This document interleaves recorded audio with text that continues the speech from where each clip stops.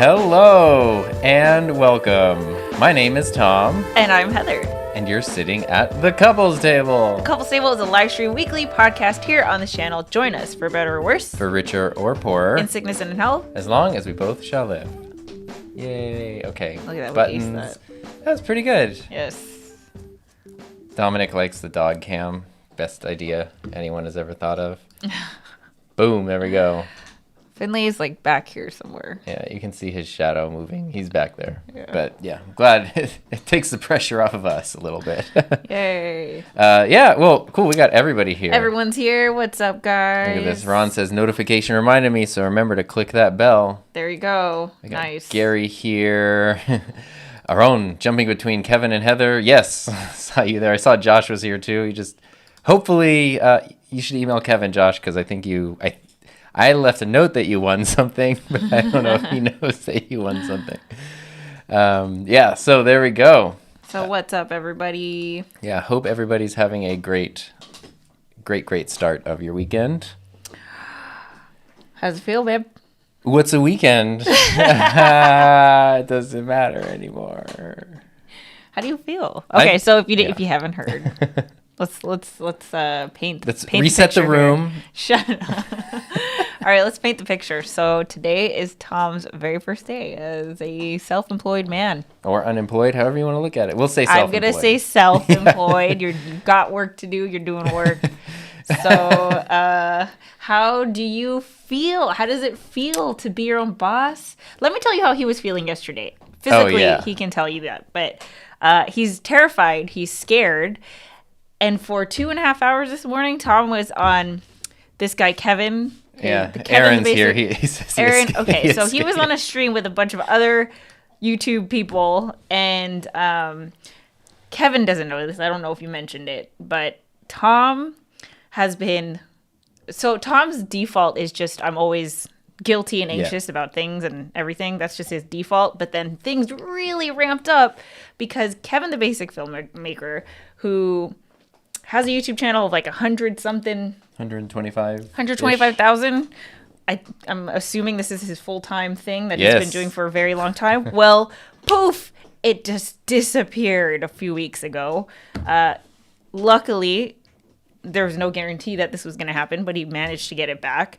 And so to see someone that he admires in the similar, genre on YouTube just have their full-time thing, just boom, completely Thanos snapped away, added a little bit of stress to everything. Yeah, it's just, I as a teacher, there was like a teachers union and stuff, so there's no advocates. YouTube union or anything. No advocacy. It's just sort of do the best you can. But so how are you feeling today? Today has been great. Yesterday was my last day at work, and this just happened coincidentally. Thursday was my day of getting the second vaccine dose. Thursday was the day of getting my second vaccine dose, and from everybody I've talked to, especially who's around our age, says that after the second dose, they're just knocked out for a day, like afterwards. So originally I had planned to take the day off, but then it ended up that things shifted and that was going to be my last day. So there's no way I was going to take the day off, which if you're going to get a second vaccine dose, plan to just take the next day off and ZQL your way through the whole day. Because I haven't been that sick in 10 years. You said you've never seen me that sick. I've never seen him that sick. He was sick. Literally. Every side effect. Every possible side effect, boom, other than spontaneous pregnancy or something, happened. Well, aside from a rash. So you had to mark all the symptoms that you had. Yeah, I didn't get a rash. But last time I did get a rash a week later for a day. But it was like having the worst flu, crazy fever, super sore, literally... I said my hair hurt because my scalp got really sensitive. So even just brushing my hair to try to go to work and teach my last classes was painful. Fever, nausea, the whole... On his last day, and of course I know this because he was in such pain the whole night before. And I knew that he was having his very last classes, his very last classes as a teacher. And I can hear him trying to pull it together. And the kids are all doing these wonderful, goodbye messages. One class made him a whole montage of goodbye videos. Yeah. And I'm just Tom is hurting so bad. All he wants to do is go to sleep. I know. And those are really touching. And that can give you the adrenaline boost to kind of go through. But then as soon as that's over, then you crash down. And so... From start to finish, from getting the shot to getting over the symptoms was a solid 36 hours. So just plan on that. But that's how the day ended. And then today, completely fine. Yeah, it went away as fast as it came. So there you go. And I felt bad because Heather hasn't been able to get her shots yet. And so it's just I was like, do I want to? Do I minimize my symptoms so she's not scared to get vaccinated? Anyway. Or do I let her know what's happening because it's going to happen? Anyway. Oh,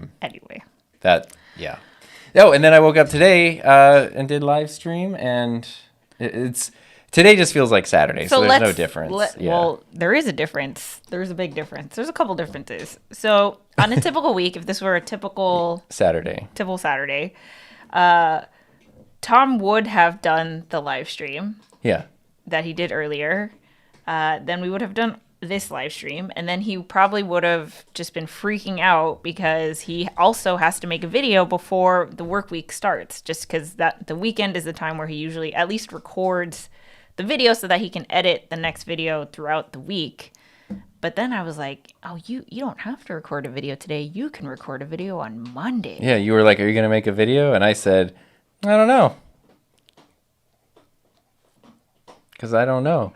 Because it doesn't. And that's the thing is some people call them the Sunday blues. I've been calling them the Sunday scaries. But the thing where Sunday afternoon you just start getting nervous and anxious. Sorry, I don't know. Is there a sound effect just going right now?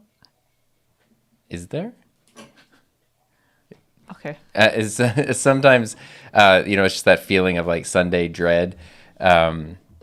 it will be weird to like not have that hopefully ever again. Because it doesn't even matter like if you're whether or not your job is good or bad. It's just like for me it was the shift of the time dedicated to what I wanted to focus on to the time that I'm not in control of, and knowing like, oh, everything I didn't get done, now I have to wait a week to get back into it, and then the weekends show up and there's so much pressure to like do everything you need to do, rest, relax, catch up on chores and errands and stuff, and it's just like, oh, just that pressure, and to have those not be a thing anymore would just be completely amazing. So that's what I'm looking forward to. That's what you're looking forward to? Yes, because I can be in control of my own time. And there's a few things happening, like there's stuff we got to get done and everything. So I still feel... Thank you, Aaron. I still feel a bit I didn't hear it on this end. I still feel a bit of a pressure, and I just feel pressure. And once we kind of get through March, then it'll be the real shift towards like pre-existing commitments are met. What's next is kind of the thing. So now I just have more time, which is so crazy because, I've had vacations from work and I've taken days off work, but there's always work. Like there's always, I need to check in. I need to do emails. I need to figure out this. I need to make a lesson plan. I need to, now if I was gone for a day, the next day is going to be twice as much work because like. It's the weirdest. I was telling Tom this morning, like, cause I can't remember how the transition was for me when I had quit my job to try to do my own thing. But for you, like, it's so interesting seeing you go through this transition because I know how much a part of you that school was. I don't think there was ever a day that went by where you weren't thinking about it. Even on summer vacation, he was just like. Well, I mean, it's just your job is your identity for a lot of people, and for that has been my job, or at least like being a teacher, and prior to being a teacher, going to school to be a teacher. So even I don't know. I started college in 2004, and it was like, or even before that, in senior year of high school or whatever, it's like, what are you going to go to college for? I want to go to school to be a teacher. That had just been a huge chunk of identity. And obviously, like, that can shift, and that's kind of what, like, all the super kind messages I was getting yesterday was like, well, you're still teaching. It's just context is different. And that's something that really did help me become more comfortable with it, because it's like, oh, the part I like is teaching. The part I don't like is everything else, which is broken and awful. So let's just get rid of that stuff and focus on like sharing info about things I'm excited about with people who want to know it. Yeah. And that can be the main focus of stuff. So that's still there, but it's definitely, it's different in terms of how official it feels, I guess. Can I tell you guys something? Yes. No. So Tom was on this live stream I mentioned earlier. There was like a total of 10 people on the stream. They tried to like finagle 11 and 12 people, whatever. Yeah. But basically it's, 10, 12 people that Tom has admired for a very long time. Yeah. Like all of them, they're all in his subscription box, and he refers to a lot of them. I don't watch these channels, but I know who they are because I hear their voices and I see them like when I'm in the living room or whatever. But when he jumped off the stream, he was like, do I get to call them my colleagues? Are these my colleagues now? And I was like, yeah. It's so embarrassing. It's so cute.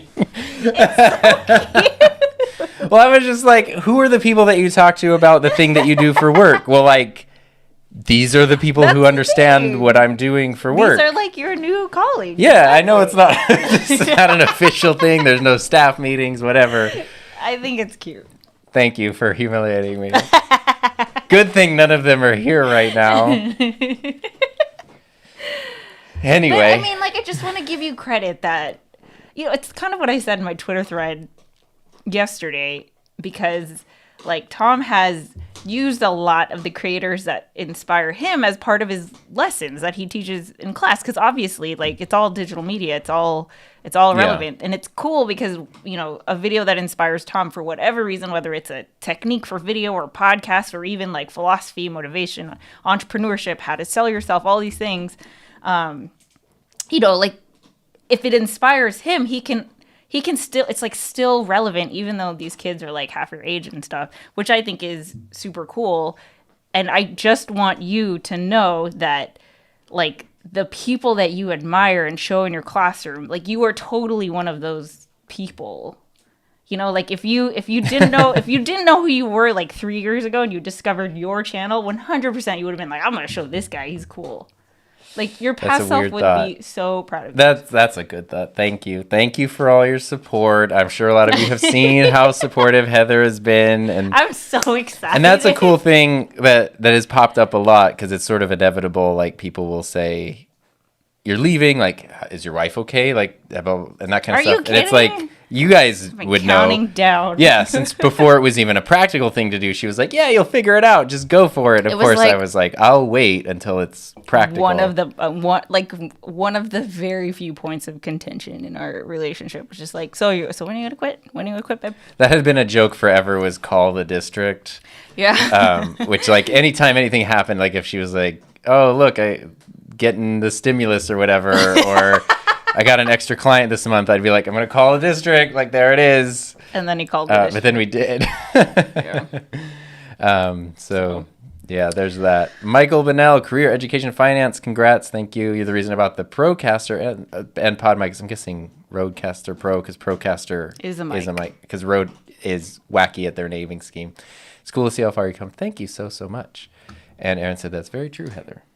I think it is so, I don't know. I'm so proud of you, because not only are you showing that being part of this creator economy that all of us are just trying to figure out, because it's the first time that it's existed, can be a legitimate career path. You're also like 35 and you're changing careers, which is how everyone, I think, goes into it, unless you're like Gen Z, where you're on TikTok from college or whatever. But I think most of us have to we've had to pivot and like learn all these skills and learn YouTube analytics and marketing and all these things. Yeah, I mean, because for me, what it was like making, like, at the core of it, just making videos. Yeah, you were playing doing around that with cameras since and you were 10. microphones. Yeah, I've been doing that since nobody could see them, and it was just you have to connect the camera physically to the TV to play back the 8mm tape. Yeah, and that's the way to do it. And then obviously, like, YouTube shows up, and I waited way too long to jump into that, but then YouTube shows up and you can share that everywhere. And along the way, cameras obviously got way better, and you could edit stuff on a computer. Like, that whole transformation of just everything was just unbelievable. But there is that whole other side of it where, I'm sure anyone here who's made stuff knows it doesn't really matter how amazing the video is if you don't have a handle on that other part of it. And then even if you get a handle on the other part of it, I know how to make a great thumbnail and promote the video and structure it in a way that's going to get watch time, which is going to get the algorithm to boost it and all that kind of stuff. Then you have to get a handle on what to do if that starts generating revenue, and you can't just be a randomly... There's no, like, straight path. Yeah, like if suddenly thousands of dollars ends up in your bank account because your channel starts generating revenue, that will actually be a problem, because the government doesn't like it when you suddenly have thousands of dollars or more. That's just sort of like, where did this come from and what are you doing with this? So then you have to structure things in a way to handle that. And like that whole side of it, like that's not something that I would have ever expected to do. Cause I literally had the thought, I remember in college, like, I'm going for an English degree. I don't need to know business stuff. Yeah. Why would I? Like, I'm not going for a business degree. Yeah. But half of what I do now is like business related stuff. Yeah, definitely. Let's see. Everybody needs Heather in their life. That's true. And if you want that, you can go to sharesparkmedia.com. No, Heather Ramirez. Heather just create. She has a lot of domains, but I think they all point to the same place. It's fine. And book a consultation. Yeah, or sign up for our YouTube Mastermind. Or sign up for the YouTube Mastermind. Yeah. You want both of us as your YouTube coaches? It could be like this with you twice a month. Yeah. Wow, we're good at the selling business thing. Look at this. Heather knew you were going to quit. I mean, yeah. If you weren't going to... the thing, he wasn't going to. It took a pandemic. There's no way Tom would have ever quit his job. He's definitely...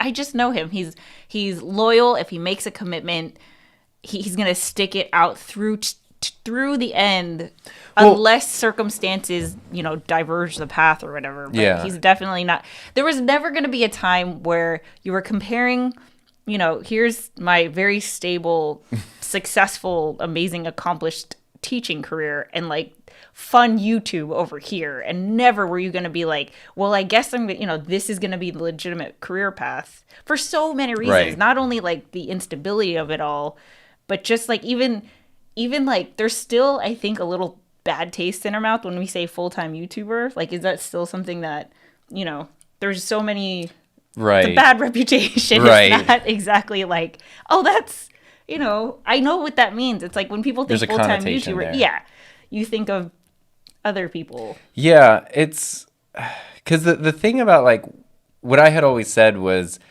that I have a really good thing going, so I'm just gonna ride that wave. Like in terms of teaching, I don't think any teacher has a better teaching position than I had, where not only did you have like supportive administration, decent pay, too. Yeah, you had a program, not even just a program that's funded, but a program that you developed that's funded, like done your way. I mean, it is as good as it can be, and I was aware of that. So I was like, well, anything else like in the world of education is going to be a step down from this.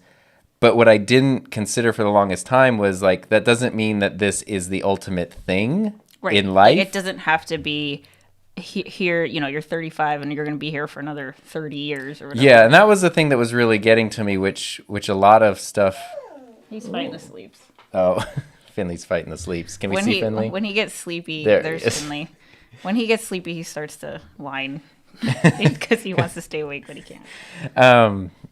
So what I was saying was, like, that time can pass, and that's what a lot of people tell me, like, oh, you have 20 years or 25 years to retirement, that's going to fly by. And it's like, no doubt it will, because when I think back to 20 years ago, that time flew by, but also that is just so much time. It's so much prime time, like your 30s into your 50s, and it's also not guaranteed, because who knows what's going to happen between today and then.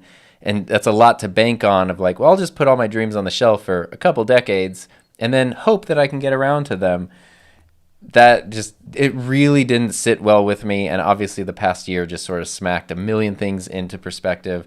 And the fact that we were like online did cause like a disconnect. And I'm saying this actually is a good thing between like my students and I and the program and I, because there's no way. If you were still in the classroom, still having like, the magic that happened like in Tom's class when everything was up and running, there's no way you'd have walked away from that. Like your kids love you, you love the kids, like, even the bad students, like factoring all that in, there was always still one thing that happened every day that made it all worth it. Absolutely, yeah. And it's been funny because people have been asking, like, you've been posting stuff, and I posted a few things this week, and people would send me messages going like, what are you doing? Why are you leaving? Especially if you're a teacher saying you're leaving, people assume you're going to another school, because that's the most common thing. And I just had to lean into what you said and just go, full-time YouTube, thumbs up emoji. Yeah. like that's what it is. And then a couple of people, and everybody thought that was cool. There were a few people that was like, that weren't as excited about it. Some people be like, wow, that's like a lot of benefits to give up. Okay. Yeah, I hadn't thought about that. Or like, wow, it's a shame to like lose a teacher to YouTube or something. And it's I know, but it's like that. Those are people who clearly have I know where they're coming from. Yeah, like they don't know the world that, you're losing a lot of benefits. You're gaining like, also an infinite amount of we benefits. have the same insurance. It's just I'm paying more for it, but also now I'm already getting paid 12 months out of the year instead of 10. So like there's things like that where it's like those are discussions and things that we have had for a long period of time. It wasn't just like, I'm quitting and going to figure it out. I'm telling you guys, I've been on this. Tom needs to start his own thing since day one. So we've had these conversations ad nauseum. Yeah. I mean, I've just been singing this. I know. And the thing too, which like I think we've said on here, I can't remember because of all the podcasts and streams and stuff.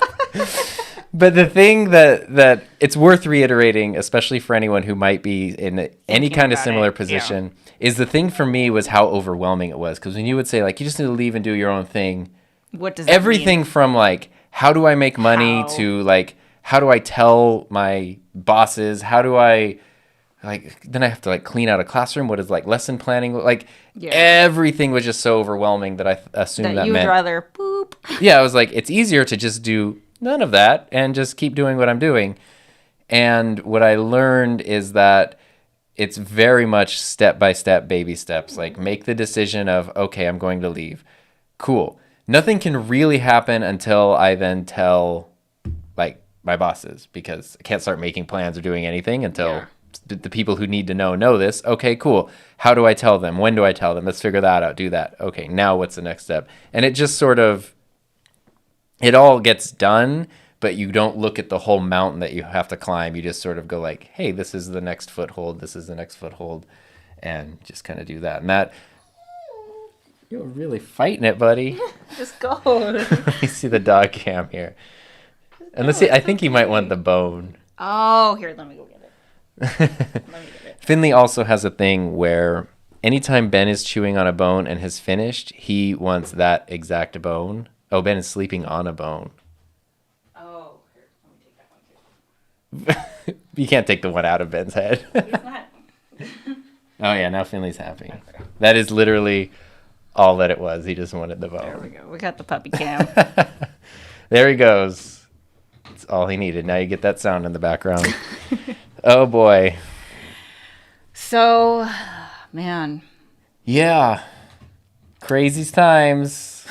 Well, so Tom, you guys know he's done the webinar. He's got the online course coming up. But I really think, like, as soon as you're done with the course, you should definitely take that's the plan. a week of transition. Plan is April is like time off. Got to put in because with the I mean, boss. even if you were still teaching, you were supposed to have a spring break. in like 2 weeks. You need to give yourself. Yeah, I got to get the course finished, obviously, and then once that's done, and then now that there's time for me to do that, I can make enough videos to kind of like pad the little thing there, and then just see. I love this. Like Mike Hill. Yeah, 4 years left in the military, so I'm just about to get started with YouTube to hopefully supplement my pension 4 years from now. And this is the perfect time, because I started my channel 4 years ago. Like, I just... Not that you need 4 years, but... I love that you did this, because again, you're showing that it's possible. You're showing that, like, yeah, it isn't a straight path. That doesn't make it, not figure outable. You could totally figure it out.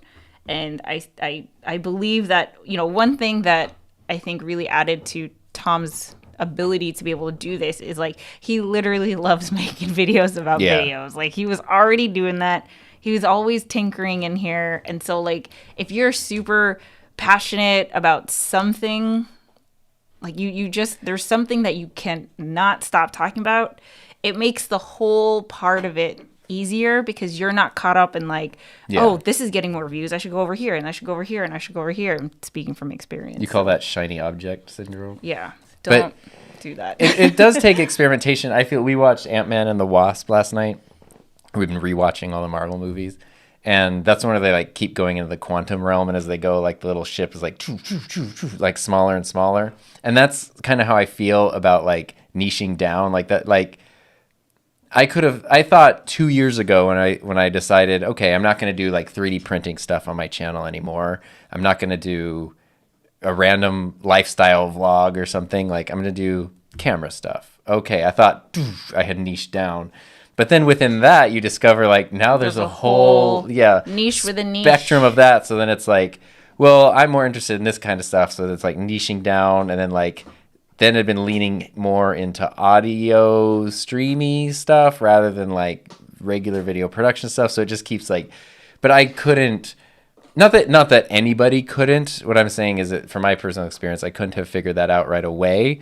I had a general idea and I headed in that direction, and then things just sort of have been pointing me in more definitive directions ever since. And I think that that's a good strategy because I know a lot of people are like, they want to have their whole thing planned out from start to finish. Can't. I don't think that's possible. Like, unless you are so, like, you have such a specific, like my brother, okay? My brother, very multi-talented branding, graphic design. I don't even know how to describe what he does because he's so talented in a bajillion things. But he started his YouTube channel doing, like, physical media, like floral arrangements and like he was a Disney Imagineer. Like he has a resume that's insane. But he's had corporate like prior to that. Yeah, he had been doing like 'cause he was selling bracelets, so he'd make his bracelets. He would do like not crafts, but like kind of crafty stuff. Stylistic crafts. Yeah, stylized and then crafts. he started a YouTube channel. I think he like really started doubling down in May of last year, and just he's over 7,000 now. He's probably gonna hit 8,000 today. It's like, and most of that has come in the past month. Yeah, and he did make a pivot on his channel where he started doing, what is it called? Like AI generative art, 3D modeling, I guess. Like, there's a program called Blender. Yeah, he's been focusing a lot on Blender, and and then that pulls in. But it's that same thing of like, okay, there's art, and then there's all these kinds of art, and then you just keep even within 3D modeling or animation, I guess. There's all the different programs to choose, and then now his channel, like you can see that every time he went a level deeper, it grew faster. And now, because it's not even just Blender, but it's like a specific tool or style within Blender. Like that can get scary because then you get too niche down. Like I've been on a microphone kick lately, but I also want to be conscious to like not only do microphone videos because I don't want to only be a microphone channel. Just because I want to be able to do other things. So that's why I'm constantly trying. What I've kind of not nailed down, but identified is like one person production crew stuff. I love that. If Aaron's still here, he's like the king of being a one person production crew. But the stuff that's out now between like audio equipment and video equipment and software applications, whether you're recording to edit or you're doing it live, there's so much that like a single person can do that would have literally taken a broadcast production team in the past. And the tools to do it aren't even like out of a couple $100 each, $1,000. Like it's not that they're free or cheap, but they're attainable. They're very attainable, very accessible. And that's really interesting. And it seems like that kind of points to where I want to go. Like even on the stream earlier on Kevin's channel, you had a bunch of dudes that are all in they're not tech. It's like camera. It's a lot of audio and video people. But each of you guys had your own specialty. Right. Yeah. Because there were certain people who were into lights and certain people who were into audio streaming. Yeah. Yeah. And that's cool. Yeah, and that so you can break it down and do your own thing, which has been really fun. And then Aaron saved the day, and it was really funny. I know. I was like, "How is this so hard?" It made me feel StreamYard. It made me feel so good because I was like, "Click the button." I was like, "There's no way he's looking at chat." Well, but okay. I was like trying to trouble. So we're using Ecamm Live right now, but on that stream we're using StreamYard, and I'm telling the story because it's a relevant creator story. So Kevin he got his channel back. He wanted to do a celebration stream by inviting a bunch of people who were available to like join on. So there's like 10 to 12 people that could be on the stream.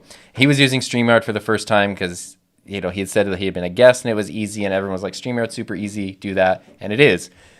His mistake was prior to that he had always streamed with OBS. So he used OBS as an input? Yeah, so he was basically, I forget like the technical details, but he was basically using OBS as like the YouTube output, but he had StreamYard going. So we were all in StreamYard, we're all popping up in these boxes, we're talking to each other.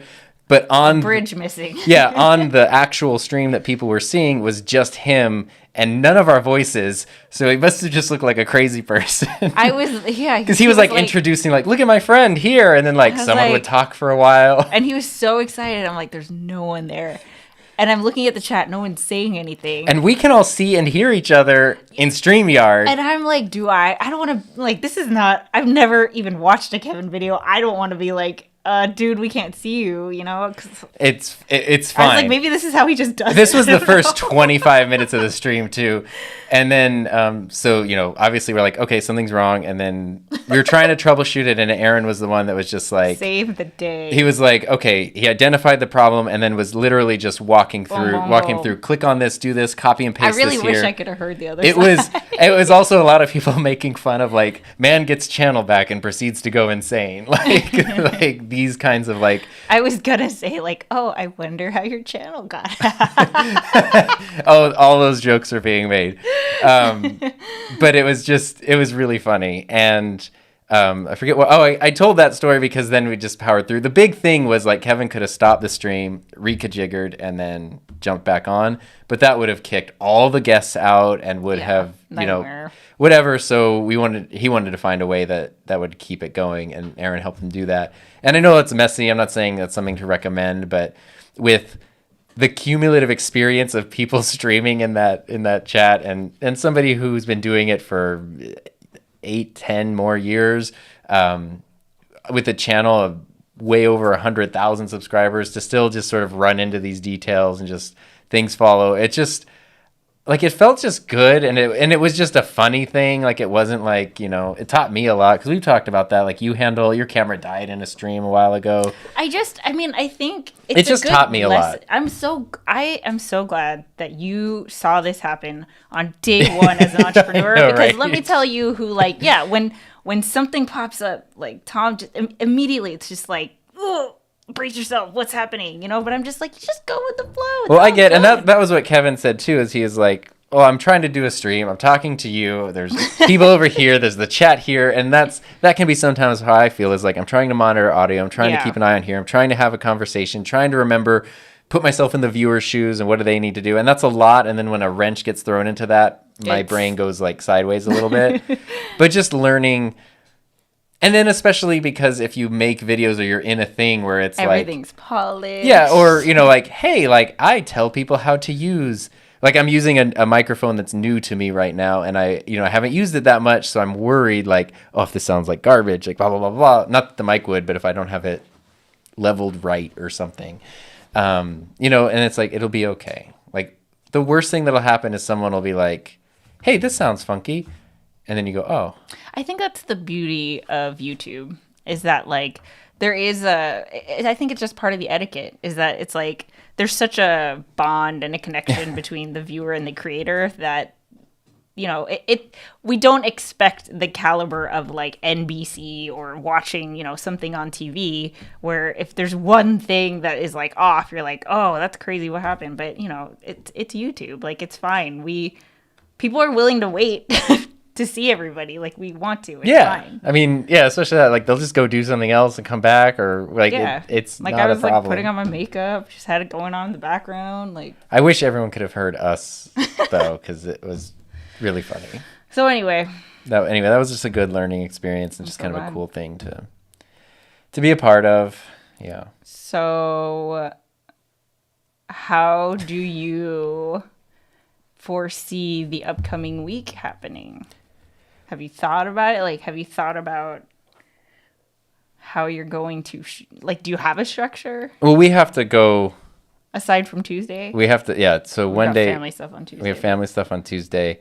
I've been like, I don't really have like a video creation day, then like an admin I have day. That I have no idea. I have like a bunch of calls on Monday, which I'm excited about. And then I just know, like, my thing is, like, I need to have video done by Wednesday. So that's my job, is video done by Wednesday. And I don't have to do any other jobs. I don't have to check anything else. I don't have to plan anything else. I can't believe. That's it. That's the only job. That's so crazy. Oh my! And that's one of the things that whoa. What's happening on the puppy cam? Sorry. Hi! He's gonna bite me. Stop. He's got a weird relationship with toes. Anyway, one of the things. What is going on down here? My toes are being bitten. Corgi. Yeah, he like loves socks and hates like when toes touch him. I don't know. It's his birthday this week though. Oh yay! On Wednesday. Anyway, something I was saying about stuff. I don't remember what it was. I'm sorry, I wasn't paying attention. Let's see. Mike, I think new vid was too edgy, so I need to pull it back. Maybe I'll try it a few more times. Go with your gut. Like, trust your gut. We were having a discussion about that this morning, where Heather was talking about, like, there's certain things I feel very comfortable, like, promoting and talking about, and other things that I'm hesitant. And the reason that you were saying you thought you were hesitant about some things was because there's something about it that, I don't know, that you think could be better, or you're insecure. Like there's something there that's making you hesitant. Yeah. Because things you're comfortable with, you have no problem talking about. Exactly. Yeah, exactly. So I haven't identified what it is, but I mean, that's the beauty of this. We're all just gonna figure it out. That's what I remember that I was gonna say is people were asking like, I can't wait to see how much more you do and how much more and how much more. Yeah, and I'm like, no, like that's not the point. My goal is that I just look a little more well rested in the videos, but it's not like, and that's not to say I don't want to do more, because obviously there's more time to dedicate to it, but I've also been working 2 full-time jobs for a long time now. And it'll be nice to just work one. Yeah, paring that down to 1 yeah. full-time job would be great. And then there's other things. So in addition to the YouTube channel, there's, podcasting and finishing a course and that kind of stuff. And there are things like I would love to do live streams on my channel more regularly. But and just like being a person, Yeah, so, I would love to like you need to paint the baseboards. Right. Like it's not that you have to jump into like, okay, you were working for somebody else, now you're going to work for yourself and work just as, crazy.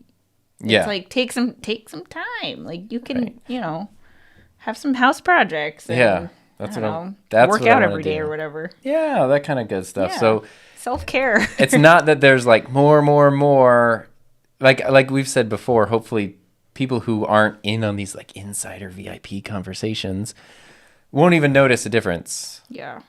That's literally the plan. Congratulations. Planning a transition is very important. Yes, absolutely. Definitely made me feel a lot better. Oh, this is so great. Secret podcast episode number 2 is amazing. Like legitimately. I'm so glad. And the one's coming out on Monday, or the one that's coming out on Monday, I should say. It's the webinar one. Yeah. So it's a whole fun thing.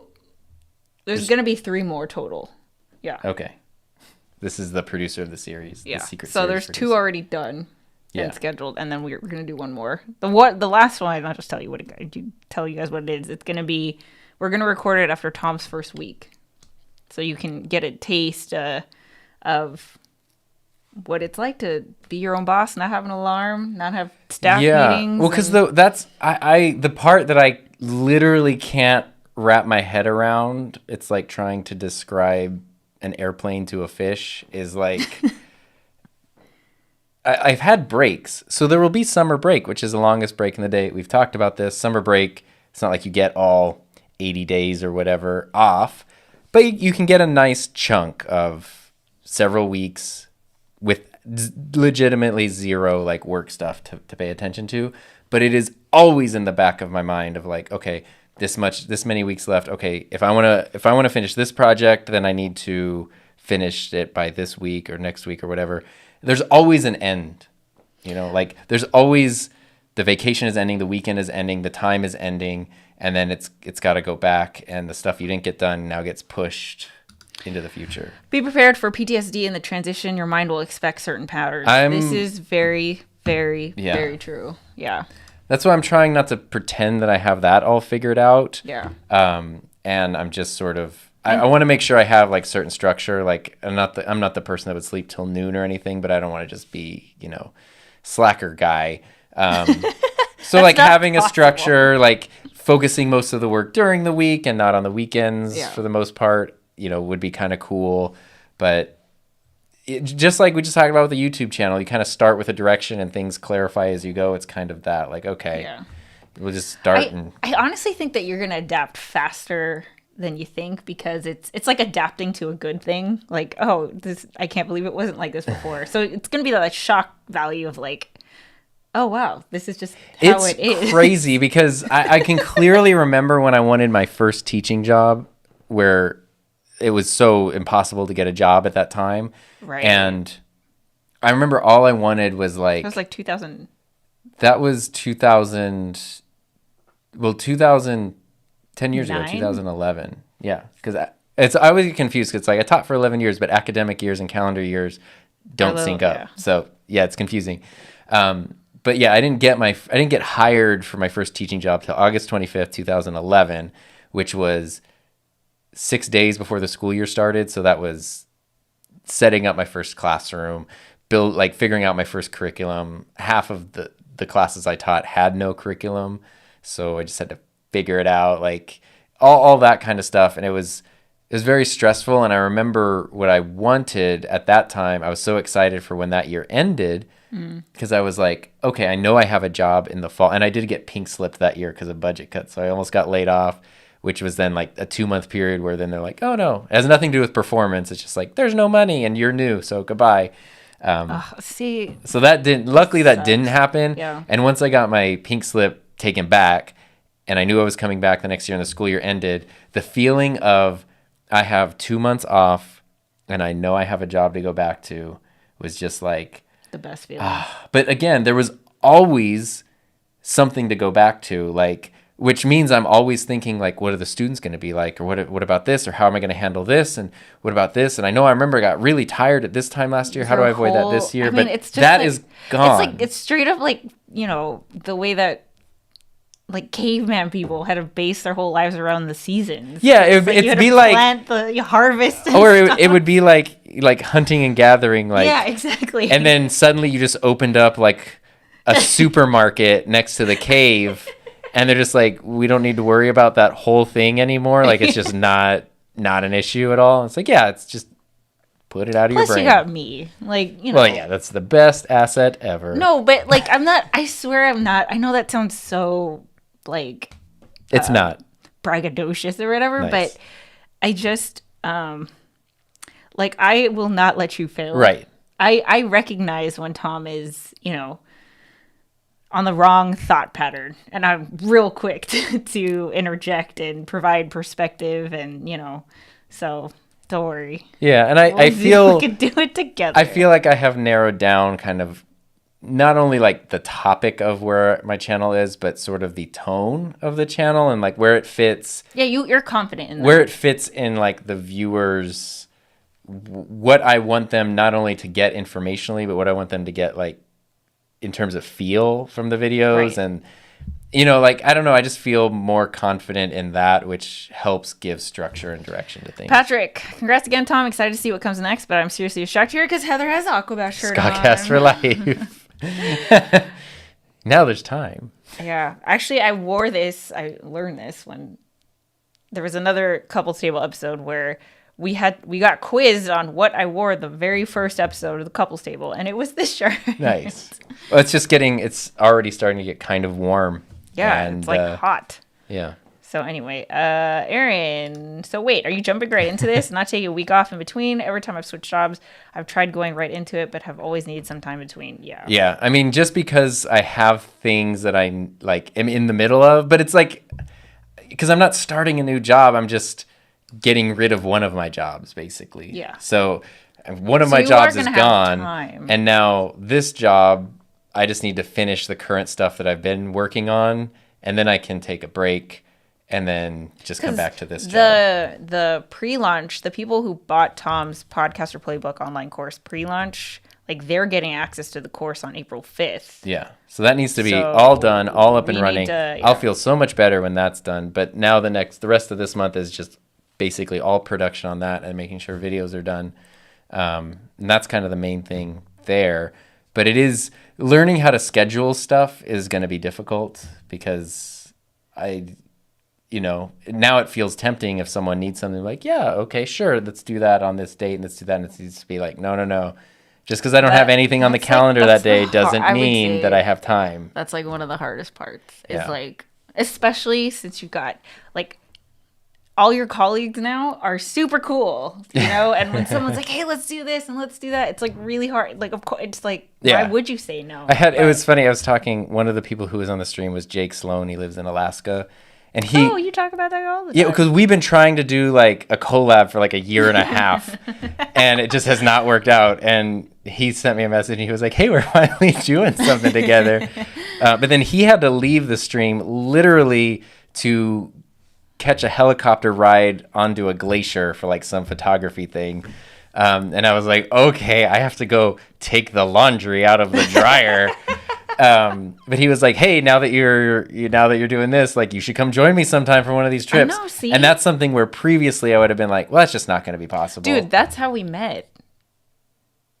on a glacier. No, but you were like, hey, I don't know whose idea it was, but that's how I came over here. You actually suggested coming and visiting, and I was like, where are you? 2.5 hours? I'll drop everything and go. Yeah, totally. Which was crazy. That's how it is. You can. You don't have to ask anybody. I was staying the night. Even. I know, which was...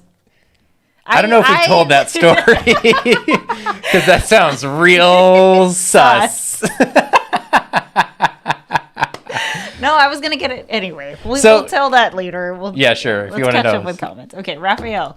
You always want to... Oh, no. Dr. Sarah Bryan, going from employee to entrepreneur takes some adjustment, but you are up to the task. Everybody I've talked to who has done it says it's the best decision they ever made, and they don't regret it, or they regret not doing it sooner. It's not like... you just have to figure it out. Like there's definitely like a learning curve. Yeah, but also see the thing is it's not like a hard stop, hard start. Like you've been at this is the thing. Which that's the thing. This would be such a different experience if like I had lost my job and I was like, what am I trying to do? Maybe I could start a YouTube channel. Yeah. That would be a very different situation. Raphael, you will also want to overwork because you are used to doing 2 jobs worth of. This is what I think Tom may struggle with unless I can get him to focus on house projects. Which is what I want to do. But yeah, because I'm going to feel like if I'm not like feeling overloaded that something is wrong. Yeah, you're not doing. That's my state of being. It's like there's too much to do. Sean, what's up, fam? Love watching both your videos. Excited to catch you live. Thanks for all the great content. Happy, positive perspective. The happy, positive thing, that is like such a huge part of where I want to make sure like my channel goes into is it's very easy to be negative, and it's very easy to even get into a thing where you just start leaving kind of snarky, sarcastic, even if they're funny comments online and that kind of stuff. And I've been more conscious of that lately. And I mean, it's hard when like some troll comes up. I mean, that's different, but I mean, just in general, like, I don't know, like negativity is easier than positivity. And yeah, for sure. Because I mean, you don't have to consciously. I think you have to actively choose positivity, whereas negative can just be real passive and right. Easy to default to. You remember the shirt from Of course you do. Of course you remember. Good evening from Germany. Good evening. Amir is here. What's up? YouTube provided mountains of YouTube support to me. I'm still waiting on your instructions. Actually, we should just do that now. Do what? So, this is Amir, guys, and he is going to sponsor someone who wants to enroll in Tom's podcast or playbook course. So, I don't know how you're going to choose, but if you want it, it's all thanks to Afsar. We'll have a more organized thing in the future, but it'll be a scholarship.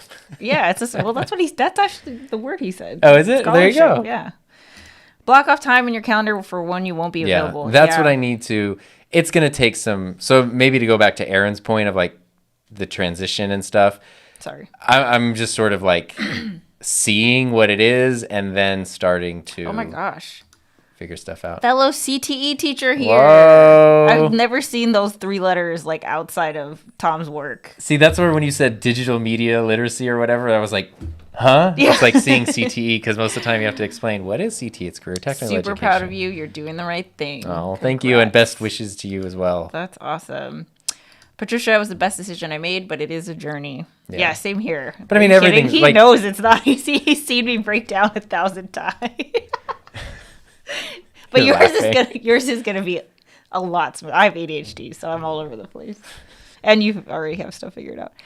Mindset shift is usually one of the biggest challenges. Yeah, that's what I found. I have this thing which I just sort of stumbled. Look.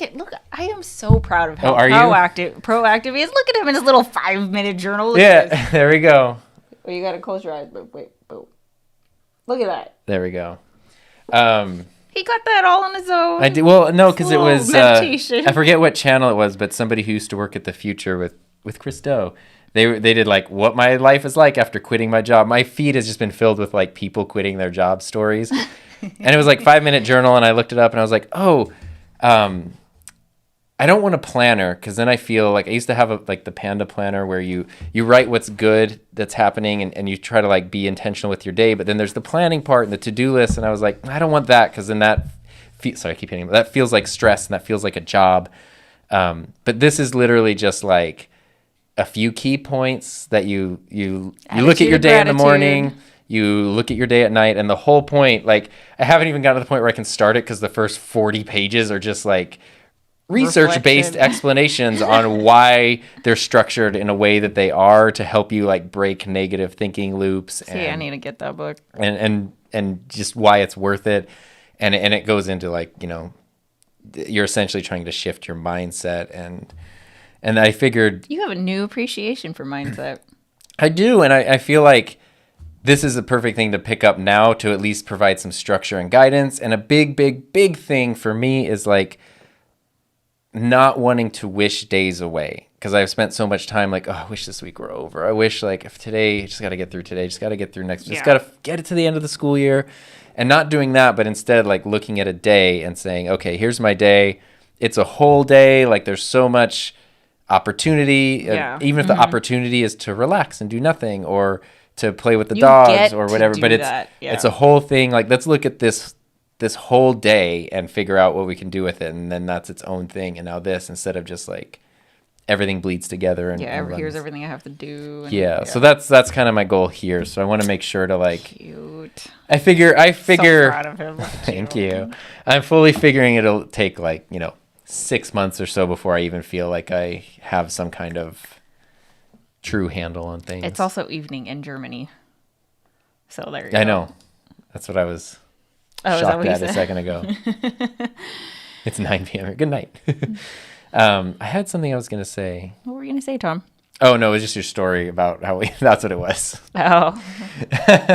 If you don't know, because we've talked about how we met, and, we met on YouTube. Heather came and visited my classroom, which said goodbye to this week. Dude, you guys, like that was tough. Yeah. I wasn't even there. I couldn't go, I can't go because COVID and all this, but if everything were the way that it were, I would have totally went with Tom to school on this last day and just like, I think outside of the school, I spent the most, like I'm the adult who has spent the most time in your classroom. Yeah, I mean, you're one of the only people you're the only person who, especially multiple times, has actually seen my whole school teaching schedule. Yeah. It's just exhausting.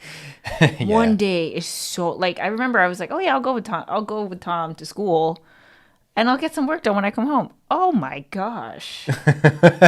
Yeah, no work getting done. Yeah, and that was intense. So when you came to visit that first time, you were going to stay. And I remember we had talked and I said like, oh, I'll split the cost of a hotel with you. Like, well, because I said, I was living that Airbnb life. Well, yeah, and I didn't know what that was because I wasn't Postmates and Airbnb cool. I was like, you will stay at like the Best Western or whatever. And the Hampton Inn. And I was like, I'll just look for an Airbnb. And I was like, well, I'll split the cost of the hotel. And then you said Airbnb. I was like, whatever. Like, you're coming out to visit me. Like, let's split the cost here. And then you're like, oh, I'm looking for an Airbnb. Like, essentially would have been like basically in the same neighborhood. And I was sitting here in a 4-bedroom house by myself. Himself. And I was like, I was panicked for so long over, okay, I was trying to think like, she's coming to visit the classroom. What are the chances like we would like come here to like talk or hang out or something? Like probably small, but what if we left school and like talked about stuff here and then she's like, why do you have a whole house and you didn't ask me to stay? Like, is that a normal thing people would do? Would they ask people to stay? And so I spent so long crafting this email that was like, I forget what it said, but I'm just putting this out there. Feel free to say no, but like, there is a fully furnished guest room here. With its own bathroom on the other side of the like house. literally, like the guest room and the master bedroom could not be further apart. Like they're on opposite corners of the house. And of course, like you were all like, okay, I know I'm a guy from the internet, but I'm not trying to be. Like, I was just like, I just feel like before you spend money on an Airbnb, and I know that this is here for $0. Like I feel that you need to put it out that I'm obligated to let you know that this is here, and it could just be a time saving, like it makes sense. So crazy. And then it ended up being my house. That's so crazy. Yeah. Yeah, it's like literally the room right next now to you invite my people studio. to stay in the guest room. Aw, cute. That's funny. That's funny. Because I remember too, and then you came, obviously like then we like met and became friends, and when we were doing like ShareSpark TV at the studio at the school, you would come and stay a couple nights during the week in the guest room, and which is connected to your studio now, but at the time it was just sort of extra bedroom. It was your empty, like... It was like my 3D printing room. There were just like... There was just stuff in it, yeah. And not like cluttered, but it was just like... It was basically where all my 3D printers were. And I remember one day you were like, okay, yeah, like I need to get some work done. Is there like I forget what happened, but you're like, is there like a space I can do some work? I need a desk. Yeah, you're like, I need to spread some stuff out, and like you didn't want to use the kitchen table. Yeah, I was like oh, my laptop and calendar and the whole thing. Yeah, I was like, oh, use this room, like I can clear some stuff off this table in here. And that has been your desk for like 3 years or whatever. And then I just moved it. Oh, goodness. Anyway. That's how that started. I don't think we've ever told that story, but just the stress of, do I ask a stranger to stay here? Oh my God. And like not be creepy. Oh, it's so stressful. Yeah. I mean, you got to admit it can look super weird. Oh yeah. No, I'm holding myself back because that's going to be a whole nother hour-long podcast. Okay. Yeah, because, yeah. It'll be a future episode of the Couples Day where we talk about all the little awkward things at the beginning. No more SPED meetings. What's a SPED meeting? Special ed. Oh, how much weight just came off your shoulders? See? Well, that's not even I purposely, so my classroom was not wheelchair accessible because of literally how like the lab portion was set up when it was built. And so I spent a whole chunk of a summer break a few years ago reconfiguring it so it was more comfortable and wheelchair accessible, because it was crazy to me that it wasn't. So like it's nothing against. I remember you telling me that so many times. Because that was crazy. You can't fit a wheelchair here. You can't. Well, because there's and then, like no one cared. Yeah, no one cared, and like because I had seen students in wheelchairs. It was especially if you wanted to get through the classroom into the broadcast studio. So if someone in a wheelchair was doing something on broadcast, they kind of couldn't, or they had to go like around the back of the building into this other door, which of course someone who's been in a wheelchair is always going to love another situation that makes them have to do things like differently than everybody else. He's so conscious of this stuff. So anyway, but SPED stuff is like obviously important. But what we have to do is you have to sit in on like multiple meetings every week that are just sort of like annual, like I would have to be the general education representative at like a special ed meeting where it might not even be a student that you have, so you've never even seen them before. You just have to be there, go over like this 36-page document of all their accommodations, all their needs, all their progress. And then, you just kind of provide input of like, well, from a general education perspective, this would work or this wouldn't work or whatever. And that's always like a prep period or after school or before, on top of all the guilt I would feel when it was a prep period. Then you get a phone call. It's like, so-and-so is absent today. Can you cover their class during your prep period? And I'm like, no, because I don't have time. But it just doesn't matter anymore. It's gone. It just doesn't matter anymore. Thanos snapped, babe. Ugh. Me and Mark are so glad we got to visit your classroom. You guys got to sit at the desk and anchor all the things. No, because you really are so sad. It makes me sad. Like, I'm so glad, because I know you hate vlogs or making them, that you have a vlog of how you built the studio. Me too. I'm really glad about that. But it also, like, that kind of does tie into a deeper issue of, like, certain things happen. Like, if we were to ever move, obviously, like, leaving these rooms and things would be a whole thing. I never want to think about that. I don't either. But that's different, This is like the classroom and the studios had so much time, energy, and effort from me, but you realize that you are investing all of that into somebody else's thing.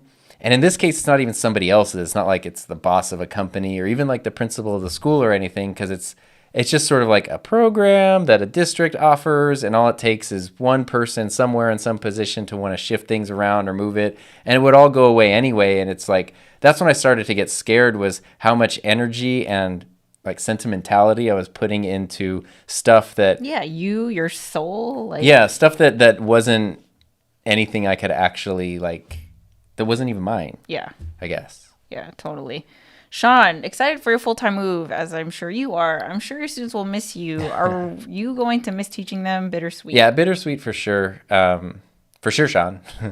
And the students, like, there's a couple things to that. One is I'm really lucky to have great students, and because of the nature of my program, I'd have them for 3 or 4 years. Yeah. So that's a different type of relationship than just like I'm your English teacher for 10th grade or something. Yeah. So that's different. There's like a different connection there.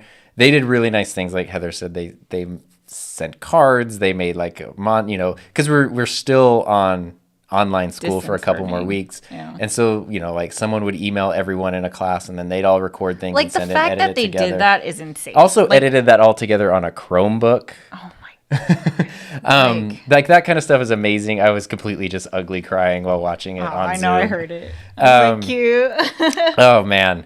So that kind of stuff is crazy. I set up a special email address that's just for them. So I was like, my school email is going to go away. And a lot of them know like social media, or, they know where to find me. We also live in the same city. Yeah, that's what I keep telling them. I was like, we live in the same city and you know how to contact me. Obviously, quarantine is different. But once everything opens up, it was not uncommon for us to see one of his students at the grocery store. Yeah, or like, but if they needed a letter recommendation, or if they just, what I told them was like, if you want to reach out or you want to ask something and you're kind of hesitant, like should I or shouldn't, all the thoughts I would have, I was like, just do it. It will be fine. Yeah. So I'm gonna miss that. But what I learned, I'm really, really thankful that I've left a program before, because I was at this school for 5 years, but prior to that, I left my previous program after 5 years, and that kind of taught me a lot, because I didn't want to leave and I was really scared. And it was a very similar thing too, where my 11th grade class was like amazing, and I really wanted to be there for their 12th grade year. That was such a big hesitation for you. You were like, this junior class that I have right now, I want to see them become seniors. Like, you want to see them at their prime. And like, yeah, I was like, and off to graduation. That's a whole year of your life. Yeah, though. It's a whole year. And then what I learned through the last one was, like, obviously opportunities change. You don't know where things will be in a year, so that's dangerous. But also for students, like, students will leave. Like, students will come and go and move on. So if you turn down an opportunity as a teacher to stay where you're at for your students, which sounds noble, that's great. And then but they leave. They're going to leave, as they should, because they're growing and progressing and moving. And then now you're going to be there without the opportunity. And there's always going to be new students coming in that bring that. So it never ends. There's never going to be a time where you're like, there's always going to be like a new freshman class, something where you're like, oh, it'd be really cool just to see them through. And like, so you just gotta do it. Mark is here. Hi guys, I've just turned up. Which microphone is Tom using? Sounds good. Also, is Heather going to create some sweet hat merch? Hat merch. Get that hat. I would love to do hat merch one day. Hat merch. Hats. That would be awesome. I'm totally going to do hat merch. So this is our VidCon hat. Sorry, I'm just looking at how the hat looks in my head right now. Just using it as a mirror. And to answer your other question, I'm using the Samson Q9U, which is a brand new microphone that like it's been on like announced for like a year. It's an XLR USB microphone. This is the video I need to make this week is all about this microphone, and I'm using it just to get the hang of it. It looks real gorgeous. It's really nice. It's the heaviest mic. Sexy looking mic. It's the only one. Slick black. It's the only one that like has made this boom arm droop. It's the heaviest mic I've ever used, but I really like it. It's at a great price point. This guy here, for those of you into mics, this is the Shure MV7, and I did a video about this, and I really like this microphone. This one now it's a wall decoration. No, I use all these. I take them off the wall and switch them out. But this one is pretty much a direct competitor to it, but its retail price is $50 less, and it addresses every complaint I had about this one. So you like it? But that's not on the market yet. It is. It's just been on like wait lists forever. Oh. But I think they're finally at a point where like now it can be released. So anyway, I'm real impressed with it so far. It's also really giant. So I'm like, it has a mute switch on it, which even works over XLR. So I push it, then you can't hear me through this microphone. And if I unmute myself, usually USB mics, if the mute switch only works on the USB mode. Oh, I see. Which is cool. And it even on the bottom, it has like little filter switches. You can do a high pass filter, low pass filter. That's cool. It's a cool mic. I love it. Jessica says here, hi guys. What are you most looking forward to now that you're a full-time entrepreneur? Being in charge of my own time. 100%. Just because so I'm a big fan of like, if you died tomorrow, like, are you going to be, because this is a very, very long story short. I had a cousin who had an aneurysm and died at the age of 20, and he was on vacation and just like in the middle of the whole thing. He just like come back from the beach or something. No sign of like, not something that runs in our family. No sign of, just there was nothing to even like prepare. It was literally just like he dropped dead, just died. And ever since then, I'm already naturally impulsive, but especially after that, I always think like, okay, if I died today, would I be happy? Like, would I have any regrets? And there were so many times where Tom was like debating. I'm like, dude, like, what if you only had 6 more months? Yeah. What do you want to do? First thing I would do is like get rid of anything that's not me in control of my time. Exactly. And I know that gets me into trouble. Like he's a lot more practical than I am, but I don't know, YOLO. But that's always like the funny thing though, because it's always like YOLO, wear a seatbelt because YOLO, like plan for retirement because YOLO. Let's see. Congratulations, Tom. I enjoy your channel and this show. All the best from Germany. Thank you. Look at all the Germans. This is great. So you left one school after 5 years and another one after 5 years. I know this is not a job interview, but where do you see yourself in 5 years? That's really a great question. Don't know. If I could pick right now, obviously it would be just doing a version of what I'm doing, like running my YouTube channel. Hopefully it's grown by then. Here's one thing I just think there's a lot that I won't be able to predict. Yeah, but as a unit, right? As a business, we do this together as a couple.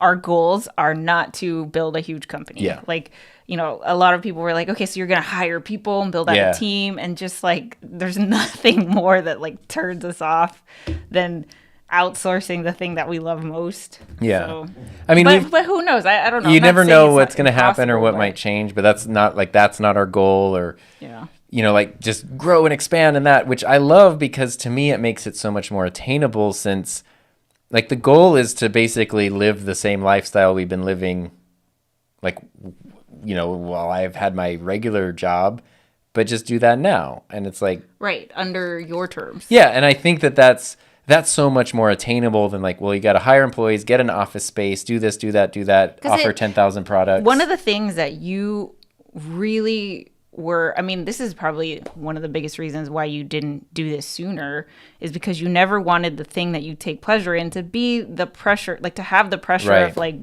the bread-winning income stream. Yeah. I was always worried like, well, okay, making my YouTube videos is fun now. Like this is so much fun. Yeah. But if you know that that's how we pay the mortgage, that's how we pay all the bills, does it shift the way that you approach everything? There is a different pressure. Now imagine if you also have to pay salaries, like people are depending on other people's mortgages and which is it's not impossible, but definitely not something that we're thinking about. Yeah. So I don't really know. But hopefully like, there's always that argument of like, wow, things like YouTube are so oversaturated. And then the converse of that is, or the inverse of that is, all this digital media stuff is just barely getting started. And I don't know which is more accurate, but I hope it's the second one. I think that's irrelevant. Like, there's just always there's always something new. And that's what, like, Kevin's stream that we're talking about earlier, he's been doing it for 8 years or 10 years or something. And, it hasn't been full time that whole time or anything. And there's so many people that the reason they stop is because they stopped, but it's not because they couldn't have kept going. Yeah. It was their decision to stop. And I think, like you said, there's going to be so many things that you don't anticipate, like the Roadcaster being a huge, driving force of your channel. Right. Like, you didn't even know that was a thing when you started. Yeah, I mean, it didn't exist. Yeah, yeah. It wasn't even released until my channel had been around for however long, a couple years. Yeah. So it wouldn't even been an option to go like, well, I need a Roadcaster to start my channel because it didn't exist. Yeah. So we'll see. Yeah. But I have a Samson mic. She loves hers. There she goes. Heavier than a pod mic. Oh my God. You can fend off You have no, like, intruders. I'll do a weight comparison, which sometimes people make fun of me in my microphone videos where they're like, why are you weighing the microphones? Who cares? And I'm like, I don't know. But when I'm telling you, like, it's heavy, it's really heavy. It's way heavier than a pod mic, which is like by far the heaviest mic I've used. I don't know. That's the way I do my reviews. We're going to put this microphone on a scale. A few streams ago, you mentioned that other people have already made those videos. That's true, but remember that there are 61,000 people who want to hear from you with a capital Y.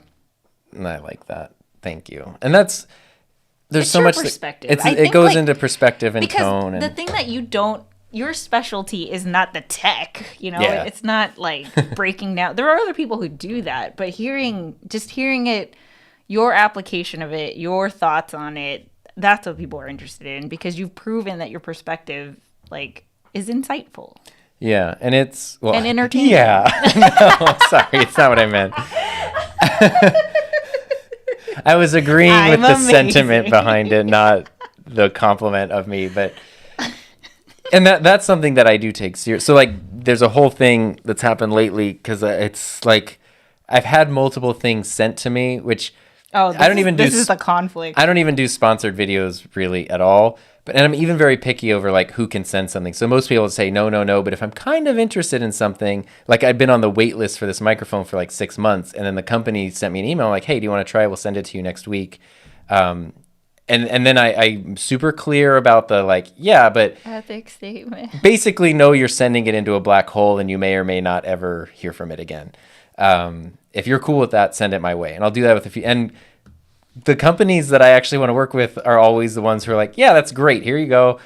Do whatever you want with it. And that's what they did. But then I, in the video, need to make that clear that, you know, yeah, I like it. I would buy it. I didn't buy it, though, in this case. Or like I did a lighting video that had all these lights that were sent to us a few months ago. And I've been kind of putting those off. But now all those videos are sort of stacking up of like the things that were sent. And so I'm scared because I don't want to just do week after week has seen this happen where this isn't even sponsored. I ain't making money off of these things. I know, but you hate it when you see channels that you really like and then they either go full time or they get, you know, there's something and then all of a sudden every video from that channel is now sponsored. Well, it goes even like a step further because it's also like the pod mic, for example. You know, there's tons of people who are like, yeah, I bought it after watching your videos. And so I feel like a weird thing when I'm not using it yeah. Because I do like it when people do reviews and things about the stuff that they use. And I feel that that's like, I don't want the thing like, I guess it can be helpful. Like, here's a new thing coming out. Here's my opinion on it. Okay, here's the next new thing coming out. Here's my opinion on it. But it's more interesting to me, like, what's the thing you go to every day when you need to do your job? Like, what's the tool that you reach for? That's what I'm interested in. I don't care if it's the newest or not. But also, like, I just, especially in the last 6 months or so, I've just, like, gotten really interested in microphones and have been having a lot of fun, like, buying different microphones, trying different microphones. Well, here, actually going off of that, while we talk about mics, I was wondering how many different mics you've bought in total. It's cool. This is such a semi-recent thing because there's 3 pod mics. Well, let's say mics I have. The only ones I didn't buy are this one. Okay, so there's 3 pod mics. There's this one. There's the 4 on the back. 1, 2, 3, 4. And then there's 2 in there. And then that one. And then the Yeti. And that's a 13. 13, I think. Which is... And they're all... Well, other than like the 3... Are you counting those? Oh, 14, 15, 15. Oh, plus the wireless 16. A lot. But they sort like having 3 pod mics is great because then they match, not just visually, but sound wise. So right. Normally Heather and I are using a matching mic, but I've been wanting to try this one out. But anyway, so I try to be clear on like, well, this is where it is. This is why I am interested in it. But like in the $100 price, like I still think if you're going to spend $100 on a microphone, there's no better. There's just no better thing than that right there. Get this. Let's see, 500K subs, if not more, in the next 5 years, no doubt. That'd be crazy. I was watching a video from. Remember, we all have to take bets, like when we think he's gonna hit 100K. It's definitely gonna. I just feel like let me knock on all the wood. Last time we did a thing, we talked about how I got starstruck by Adam the Woo at VidCon, and I watched a video from him yesterday where he was talking. He doesn't really do these kinds of things, but he was just like how much I make on YouTube and how I afford things. So it's like one of my favorite YouTube channels. He has about 500,000 subscribers. He's been doing it for like 8 years, 9 years too. And his thing was interesting because he's like, he has a Patreon and he's like, I want this to go away, but like, I forget what his reason was. He had a reason of not just deleting it, but he's like, I kind of hope all these people get rid of their pledges. Like, I stopped selling t-shirts. I don't do anything else. Like, all of my stuff just comes from YouTube ads. And he had a really interesting perspective because he was like, I don't want you with your hard-earned money to pay my paycheck. I want a giant corporation that has the money to pay my paycheck. Yeah, but well, I know there's the are you snap. kidding me? There's like the that snap. is so not. No, I know, but I would never let you do that. No. I'm not going to do that because I really like having the diversification of stuff. Yeah, are you kidding? But what I'm saying though is the interesting thing is he was saying with 500,000 subscribers, and he's been doing this for a long time, so he has like 3,000 videos or something. Yeah, and he's like, so regardless of how well a current video does, and there's still backlog. There's 3,000 videos that are just always doing something, and the number he gave out was he was like, it's hard to give exact price numbers, but if you see somebody who's getting 30 to 40,000 views a day on their channel, they are fine financially. And I was like, okay, that's a great. What are you at? Half that a day. Okay, a day. I mean, a day, 15 to 20,000 maybe. Like on the high end of things. So, and that's just YouTube ads and no like mid-rolls or anything. But I thought that was interesting, and it just goes to show though that as the channel grows and your library grows, so the one argument for like more is that then there is this library that's just always working, and generating views. That is the strength of the YouTube platform. Like you could be a TikTok star, but nobody in 3 months is going to go back and find your TikTok. Probably.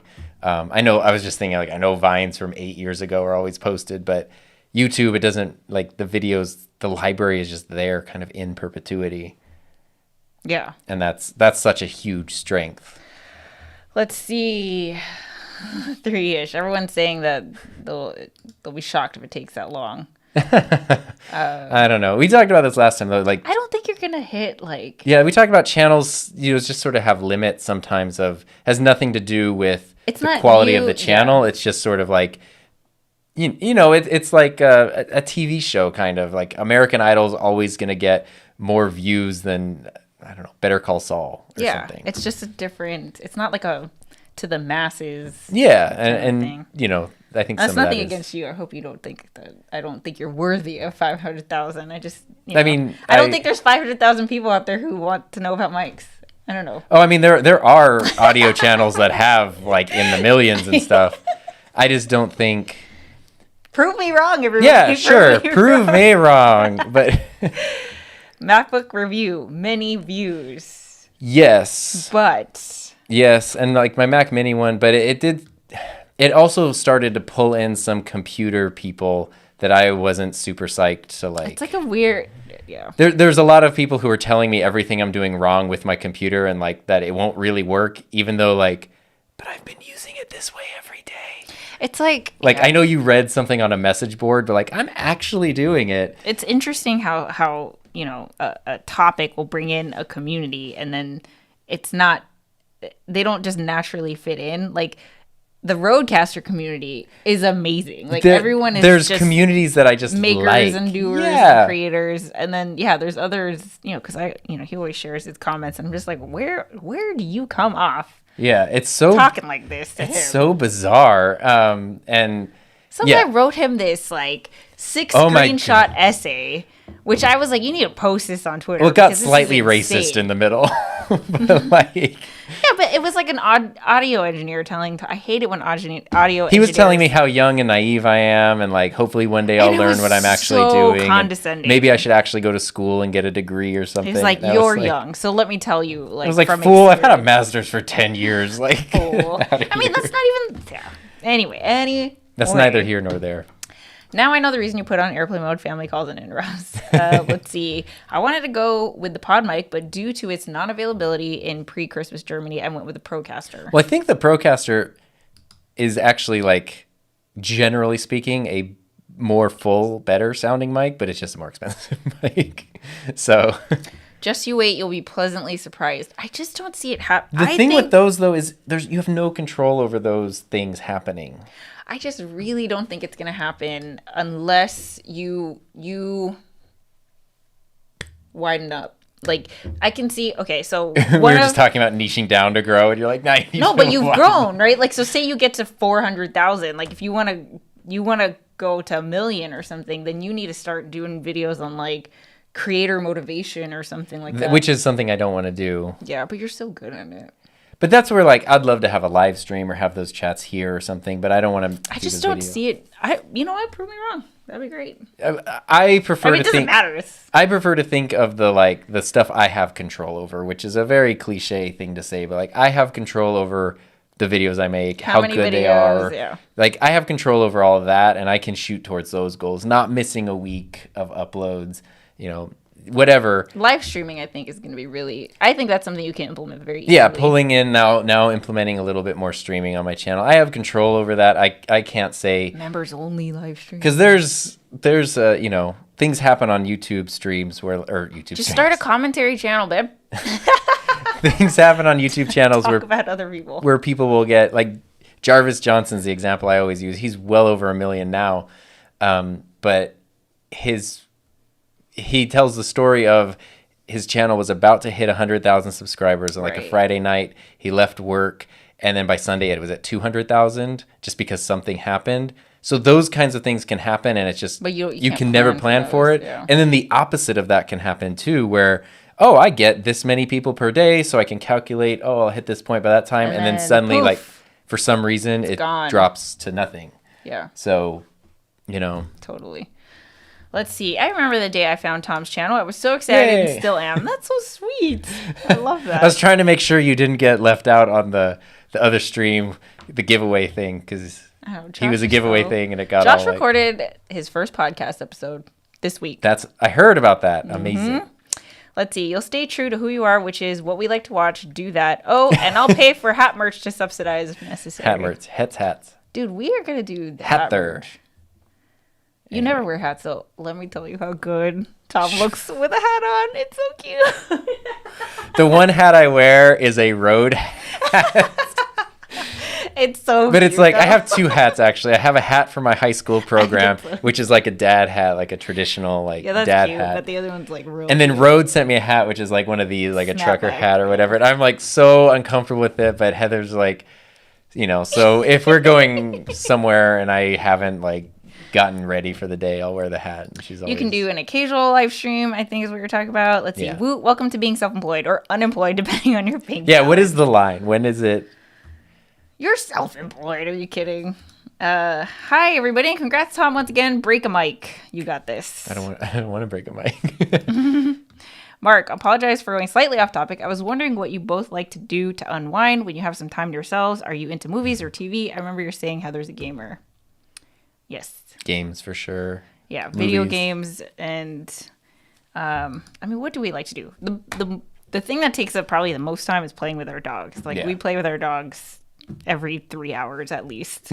We love our Heather's dogs. been on a training kick lately where she's Yeah. just like she's become a real good dog trainer for like commands and things. And 100%, now that Tom's working from home, we are going to go on lots of adventures. Finley. Oh, look at that guy.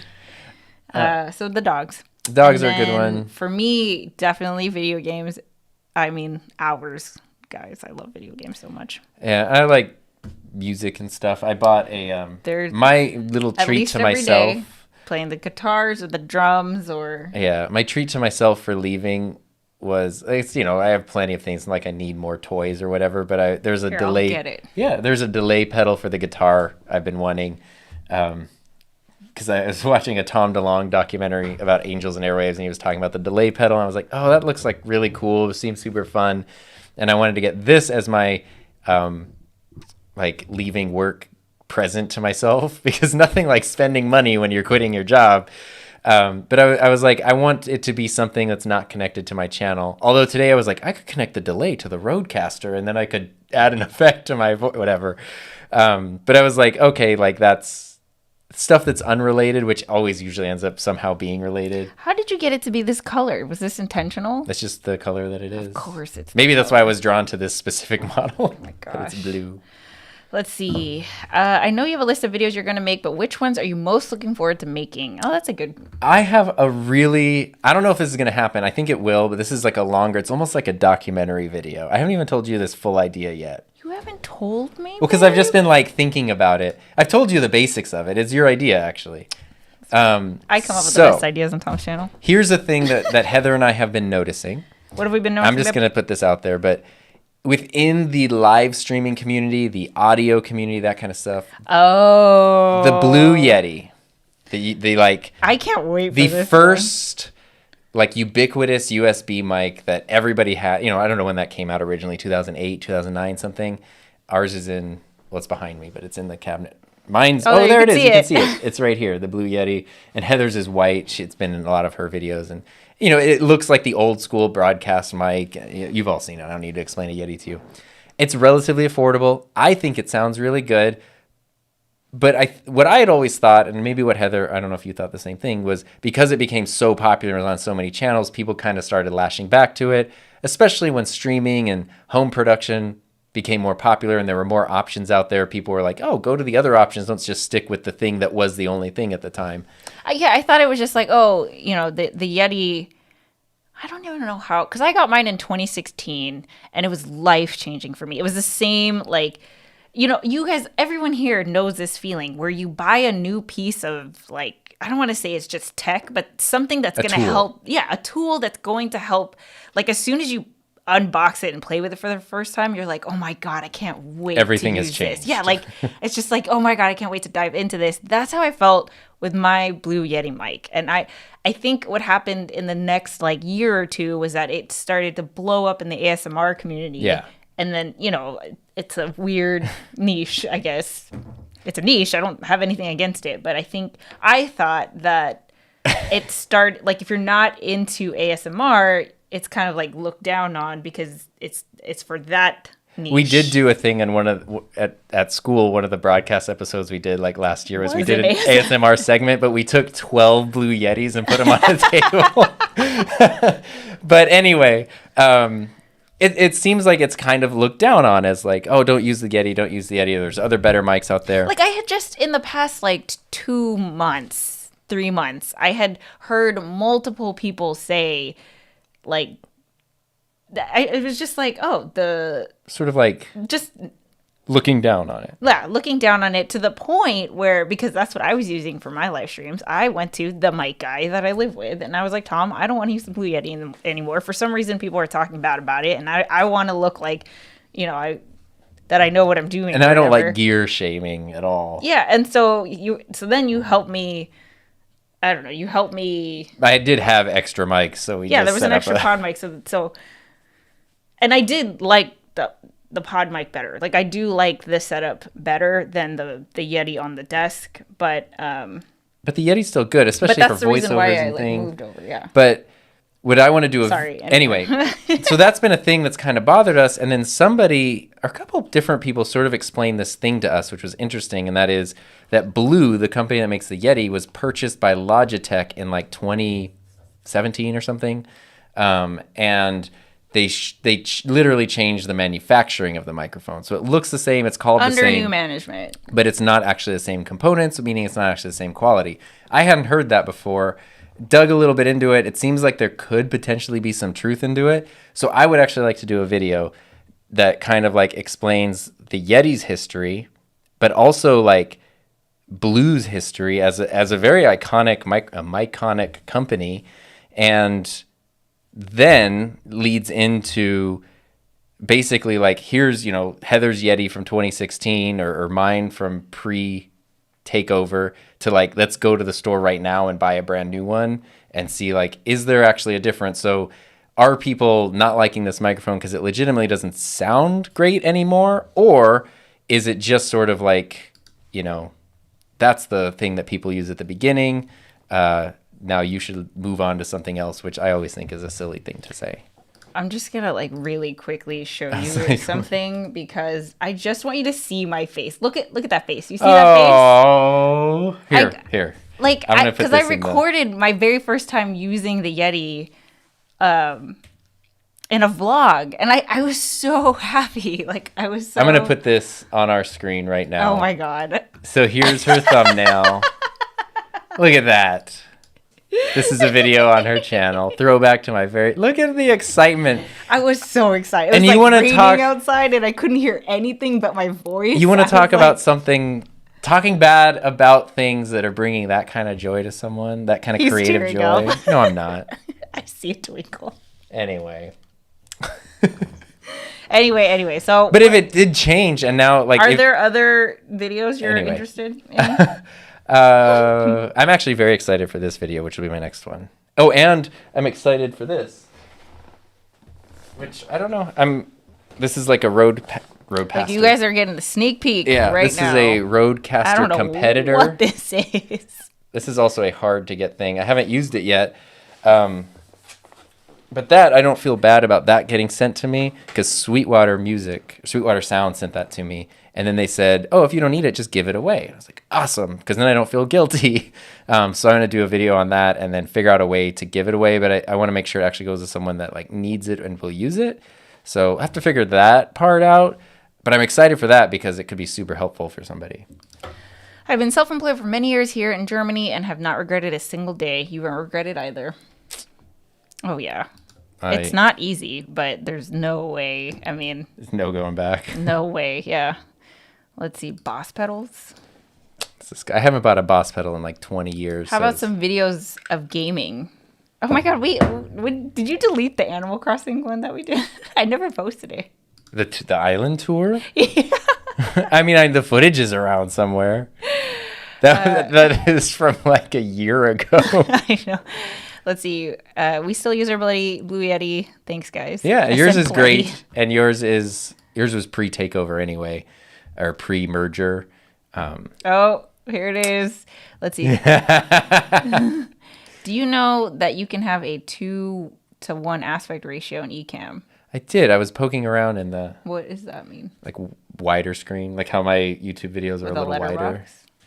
Well, yeah, it would be letterbox on a small thing, but it would fill up like your phone. Oh, I'm late. Excited for the next chapter. Thank you, President. Super chat. Thanks, Doc Rock. All right. No, not the Yeti talk. Use what you got, but no, they can sound funny on some voices. It's not gear shaming when it's teaching folks. Well, that's why I want to know. I'm a sound guy. It sounds bad. That's why I want to know I want to know. Like, did the mic change? Because legitimately, if it changed and it's worse now, and it's called the same thing and sold for the same price, that is something I think that's worth shining a light on. I've had a Yeti for years. It was great value for money and sounded good. Now, thanks to Tom, I have a pod mic and an SM7B. Looking forward to seeing the documentary. I just think that would be a fun, interesting one. Because then it's so funny, too, because I've kind of been on this kick. Like, I don't want to call it against the SM7B because it's a great microphone. It's probably like, if you had to ask, like, there's no objectively best sounding microphone. There isn't. There's too many variables with voice and preference and all this stuff. But if you had to go like, okay, I shouldn't say money's not a factor, but what's a microphone that's probably going to sound pretty good for pretty much everybody? I would say it's the SM7B. And I was like, but I didn't want one because it's so common that I like exploring other options and seeing like, especially if you're going to spend $400 on a microphone, like, there's some really interesting choices out there that you could like for some other reason. So everybody knows about the SM7B. Let's look at other things. But when Sweetwater sent me that podcast mixer, I know the number one question I'm going to get is, how does it sound with the SM7B? And then I had to ask him, which I've never asked for things, but I was like, since I'm leaving my job, I can't borrow an SM7B anymore. Can you send me one, please? And then they did, which is mine. I'm not giving that away. And so I have it, and I'm super excited to use it for like comparison, so that I always have it as the standard for comparison. But it's so funny. I was laughing to Heather because I connected it. I was using it for some of my classes. But here it is. not that you need, it's a visual format. We'll put this here. I was using it for some of my classes, and I literally laughed out loud to myself at first because I like put it in, started like listening, and I was like, it sounds so good. like there's a reason. There's a reason. It's such a good sounding mic, and it's easy for anybody to sound good on that mic. Mr. Jeremy, would you recommend a Yeti for a singing channel? I would recommend, I'm sure Doc Rock could throw in a good singing. I mean, hey, SM7B is a good vocal mic. I would look into maybe even something like the Rode NT1 for like singing vocals. Over aggressive highs and no noise rejection. Mid-high frequency voice sound good on yes. Maybe that because mid-high frequency. I don't know. Your voice sounds great on it. Well, is your voice like does your voice go more towards the low end? Does your voice mid? I guess you probably are right in the mid-high. Is there a measure tool somewhere? I mean, you could like do a recording and see where it the frequency. Show me how to do this. I mean, then how do you not have a video on like, oh, want to know what your frequency of your voice is? Here's how you do it. And if you have low, medium, high, here are your options. Where's that video? So now what video I'm excited to make. I didn't even know you could. I don't know a good way to find it, but I'll have to dig in and find a good way to find the frequency of your voice, and then we can go, hey. Yeah, because you know how most people are not going to be able to do is test out different mics before they do, buy the thing. Well, but so much of it is also just preference. So that's like because it's like I got the Yeti because that was the only one. Yeah. That someone told me about. Like before, I was using literally like my headset. Yeah, the like this one. Yes. The pod mic doesn't have a lot of low end. That's like the biggest negative about it potentially. But it's so funny because every time I post a video about it, where it's just me in the video, so we're not trying it with different voices. It's just me. I get flooded with comments that are like, pod mic sounds so good. I can't believe for them it sounds amazing. And then there's always people like, pod mic sounds like garbage. It's painful to my ears. And I'm like, you guys are watching the same video. Let's see. Are any of you guys an artist? Maybe you can sell art online on an NFT site. Beeple Digital Art sold for around 70 million. Yeah, he or she has also been creating for like every day for 10 years or something. There's just no art I could produce that's worth $70 million. Unless there is, in which case... my wife just made me throw away my Blue Yeti when we moved. She's all about throwing stuff away. Well, I want to go do a deep cleaning Let's see. The thing is, there are way better sounding mics than Yetis at a third of the price, like the Q2U or the ATR 2100 at $50. You should totally do videos on that. Well, the Q2U, which is this is like the big brother of that one. Oh. Sort of. I couldn't get it because it's always freaking sold out. Because that's like the one Bob started with. Oh. It's affordable. It sounds good. Shore History is from 1925. He started watching documentaries on Shore. When I got the Unidyne mics, like the Super 55 and the SH, I went down the whole history, which is so funny because Matthew McConaughey has a YouTube channel now. Yes, he does. And in his latest thumbnail, which I'm not subscribed to his channel, but just popped up in like my feed this morning, his thumbnail is him sitting at a desk with one of the like Unidyne mics. Oh, really? Right there. But it's legitimately like one of the old ones from like the 60s or the 50s or something. It's like, that's cool. Any experience with the Electro Voice RE20? I haven't, but I get asked that a lot. That's maybe one I should look into then. You need a reference mic for that, not cheap. Oh, so there's a reference mic. What does that mean? I see. Tom, you have a deep voice. Most of the commenters are jaded by their purchases, not checkable specs. Yeah, that's true. Yeah. I mean, that's like, I don't even go, sometimes when I have a microphone, if it'll do it, which is funny because I have the instruction manual for this mic right here. I know we've been going for a long time, but I don't care. I'm having fun. Because if we don't have time to make a video today. You have literally live streamed since 9 a.m. It's 2 o'clock. My husband. I was supposed to live stream the eCam community. This doesn't have... We could do that today. This doesn't have... You want to do that today, Why not? Let me check with the boss. He says yes. Oh, I'm so proud that you just did that. Look at my little entrepreneur over here. What I was going to say is this doesn't have... like some mics, they come with the chart. Actually, I think the Shure did. And like in my video, I'll like literally hold it up for a second so someone could freeze it. But there are just people who are better at the technical side of things. Yeah. I just like the like... Because that's not your thing. You don't there are mics like... So going over the MV7, which is hard for me to recommend on the price because I think it's overpriced. It's $250, and I just think it should be $200 like this one, especially because this one has more features. But there's something that's just really fun about this microphone, and like it's really enjoyable to use. And I don't know how to put that into like, that's obviously subjective opinion, but I don't know how to put that into a video other than just me telling you, like, I don't know what it is, but there's something. I enjoy using it. I have found that the more I enjoy using a tool, the more I will use it. If something is a pain in the butt to set up every time, or it's just kind of a hassle, I won't be that into it anymore. And I like it when things are used. So anyway, this went in. This is like a stream on my channel. I know. Sorry. We're talking about mics. I realized I just picked up my phone and zoned out. That's where I was like, oh, sorry. It's no longer the couples table. I know. I was like, let me bring it back to couples table. So let's ground ourselves. Let's reset the room. Okay. I know. Yes. I'm sorry I took over here. It's okay. Let's talk about you to wrap this up. Me? Let's talk about, because you have been so good at like asking me questions and framing things around me. And I understand that I made a big decision. It was a big life thing. The spotlight was sort of on me.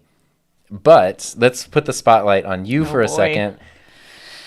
You've talked about how you're feeling, but I guess, like, I mean, as a partner for someone, or if there's somebody out there whose partner is wanting to make a big change or do a transition, and that can often be an area of contention. Yeah. Like, how do you feel? I know you're excited, but can you go into more about, like, why you might be excited or anything else? Like, yeah, just sure. How you're feeling. Okay, let me the thoughts. All of them. Yeah. So the first thing that I'll say is I am excited. And the first thing that comes to mind is, like, I'm excited because you get to do the thing that I know you're capable of. Like, I don't know what that's going to look like, but the whole time I've known you, you've had to restrict yourself, or it's like you've been chained down by this other thing, and you just literally don't have the time, the resources to be able to do other things, to take things to the next level, and it's just like I can't wait to watch that happen. In terms of a partnership, like, I think, I don't know, it's just so hard to say this because it's all about you, but it's genuinely what brings me joy. Like I want you to spend your time exactly how you want. And school has just been it's the only thing that you're stressed out about. Like, and not like, I mean, how many times have you broken down? This is probably too much info for you guys, but like just in tears and so frustrated with, it's not anything that the school did, but just like, it's not pre-pandemic. There's always been something with school that has been like, I'll look at you and be like, I can't believe how much this thing is taking a toll. Like, it's chronic stress at this point that's starting to manifest in long-term effects, and it sucks because I can't do anything. And so much of it is out of your control. Like, I don't know, there's a lot of it is like the kids are having a bad day. Stuff is going on at home and they're bringing it to school, or, admin things, or just public education in general. And it's just like, it just hurts to see you try to box yourself in when you're so capable of so much more. And I'm just so excited to see that play out. The thing that I'm a little nervous about, but we're navigating, is I don't even know how to explain it. Like, I'm curious about this. There's Tom Buck and all of the media properties, I'll say, that are associated with that. There's Heather Ramirez and her said properties associated with that, all under the umbrella of our company, or our business, which is ShareSpark Media. And like, I'm excited because I see the whole thing as a joint venture, even though we work on our things separately. I I love stuff like the couple state. Like we factor each other in. I mean, it's like it bleeds together. Often, and I like that. The one thing I'm a little nervous about is like if I have thoughts, like I've caught myself, especially because this is like Tom's transition to entrepreneurship, and I have done this before, so I definitely want to make sure that he is experiencing it the way he would, regardless of what I have to say about it, because I don't want to be like, oh, this is how you're going to feel, and this is how you're going to feel, and you should do this, and you should do this, just because I know, because I've done it before. I want you to, yes, shoulds, coulds, and woulds, and all these things, but like also take it in, have it play out the way that it's going to for your life and your experience. But like, how do I navigate when I want to say you should, like when I want to give feedback? Let me ask you this. What? Can you share a you should right now? If I agree beforehand to be open and... We're navigating this, Is there something on the top of your head that comes up, or is it just sort of like a thing? I'm curious. I'm sure other people would be curious too. No, there's nothing that I'm thinking of right now. Yeah, there really isn't something I'm thinking about right now. But like... I mean, I appreciate your awareness of that, because there's there was a lot of you shoulds when the webinar was happening, because that okay, and there probably then will be more as the course goes to. So right now it's not because right now in terms of Tom's course, it's in his court because he has to make the course, and I take care of the storefront and connecting all the things and the course platform and all of that, but there were a lot of times where it was like, okay, this is sales, this is marketing, this is the thing that you like literally hate more than anything in the whole world, and like now you have to do it, and there's a way to do it. Yes, you could just put up a thing and just hope for the best, but also like we want to build a credible, legit business done right. And I feel like that's what I bring to the table. But of course Tom is I love him for this. He has a way that he wants to do it. Like he wants to do it his way. And to be like, well, how do you, like, here's the rubric and then make it yours without offending you. Like, I don't want to hurt your feelings. Like your idea sucks. I know that's not like, I guess like this is a good opportunity for me to just remind you that we are going to go through growing pains, and like just know that obviously I know you know this, but sometimes we can get caught up in the thing that we're like dealing with in the moment. But my angle is always like, I want us to succeed. Like I respect, I know it has to be your way or it doesn't work. I totally understand that. But also, like, I also feel like, trust me, when I am bringing up a suggestion, I have also filtered out everything that I know you're not even going to care about. I have filtered out everything that I know is not even on the table. Like, that's what I had to realize last time. Like, you're not giving me the blank thing. Like, you've already curated it. Yes. And so then I think we talked about this before. I wanted to not only then be open to that, but also not be rude and rejectful of like, well, she has actually spent time, energy, and effort in this and put thought into it. So like that should be enough to make sure that, okay, like give it a shot, because it wasn't just like, oh, here's some stuff I downloaded, read it. Right. And I don't think like you should start from the beginning, like. Right. I mean, there's no need to reinvent the wheels and everything. I know. And I'm learning, and that experience like we're helps. A team. Like there's I can't tell you how many times this happens. See, this is why I'm glad you asked this question. There we go. Oh boy. Basically, like here's another example. The dog threw something up, okay? And Tom was over there trying to just make sure that it wasn't anything, what was it? And like he got so grossed out. I'm standing right there. This stuff doesn't gross me out. Like it just doesn't gross me out. Well, and it's because I thought it was a mouse, a whole dead mouse, and covered in barf. And the only way to find out was to like go through it and see. I know, if but it I was was a like, dead I mouse. am willing to do this. And instead, Tom is like killing himself, trying to do it himself. I'm like, at what point do you not realize that we are a team? There are things that like you're going to be better at. There are things that I'm going to be better at. There are things that I'm more willing to do. And there are things that you're more willing to do. And if I'm standing right here saying, babe, let me do it. And you're like, no, I'm going to do it. Yeah. I'm like, what are you doing? Well, because of course in my mind I'm like, He thinks he's like being all strong and everything. no, it's not that. It's just I don't want to wake you up from sleep and then say, hey, dig through this barf. And I know you're like, well, it's my dog and I love my dog and I'll make sure that he's okay. I don't care. Of course. But I don't want you to have to do that. So I'd rather like, okay. And it was a mouse, but it was a stuffed mouse, an entire stuffed mouse from 4 months ago. That's another story. Another story. But anyway, where is he? There he is. Such a handful, this one. Oh.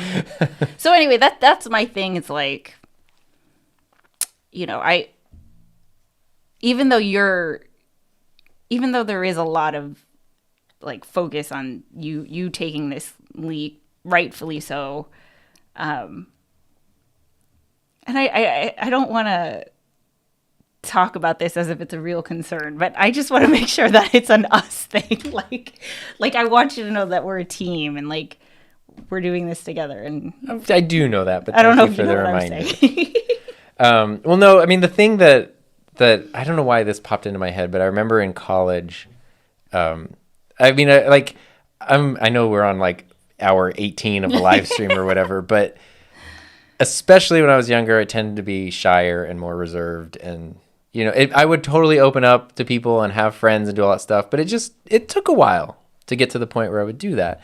And, you know, my friends knew that, like, oh yeah, when we first met, you didn't talk a lot. And then we became friends and you talk a lot. But there were every like year, it felt like I would meet someone new who would then want to take credit for like, oh, we broke Tom out of his shell and like we made Tom. And it's like, one, I don't like you implying that there was something I needed to be broken out of.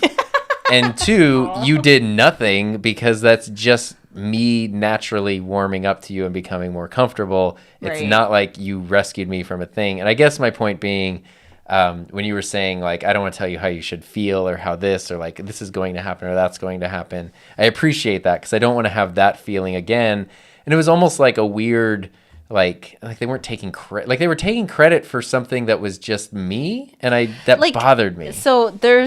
So I'm a YouTube coach, okay? And yes, Yeah, I kicked your butt. HeatherJustCreate.com. I kicked your butt. I will take some credit for you did. taking part 100%. in butt kicking to, you know, that helped Tom Yes. get to where he is. But there's no way in hell. Like, I make sure that I give you, like, I want you to know that you put in the work. I saw you put in the work. Like, it wasn't because we were together. It's not because of me. It's because, you know, like I want people and you to know that it's not because you had this like what is it called?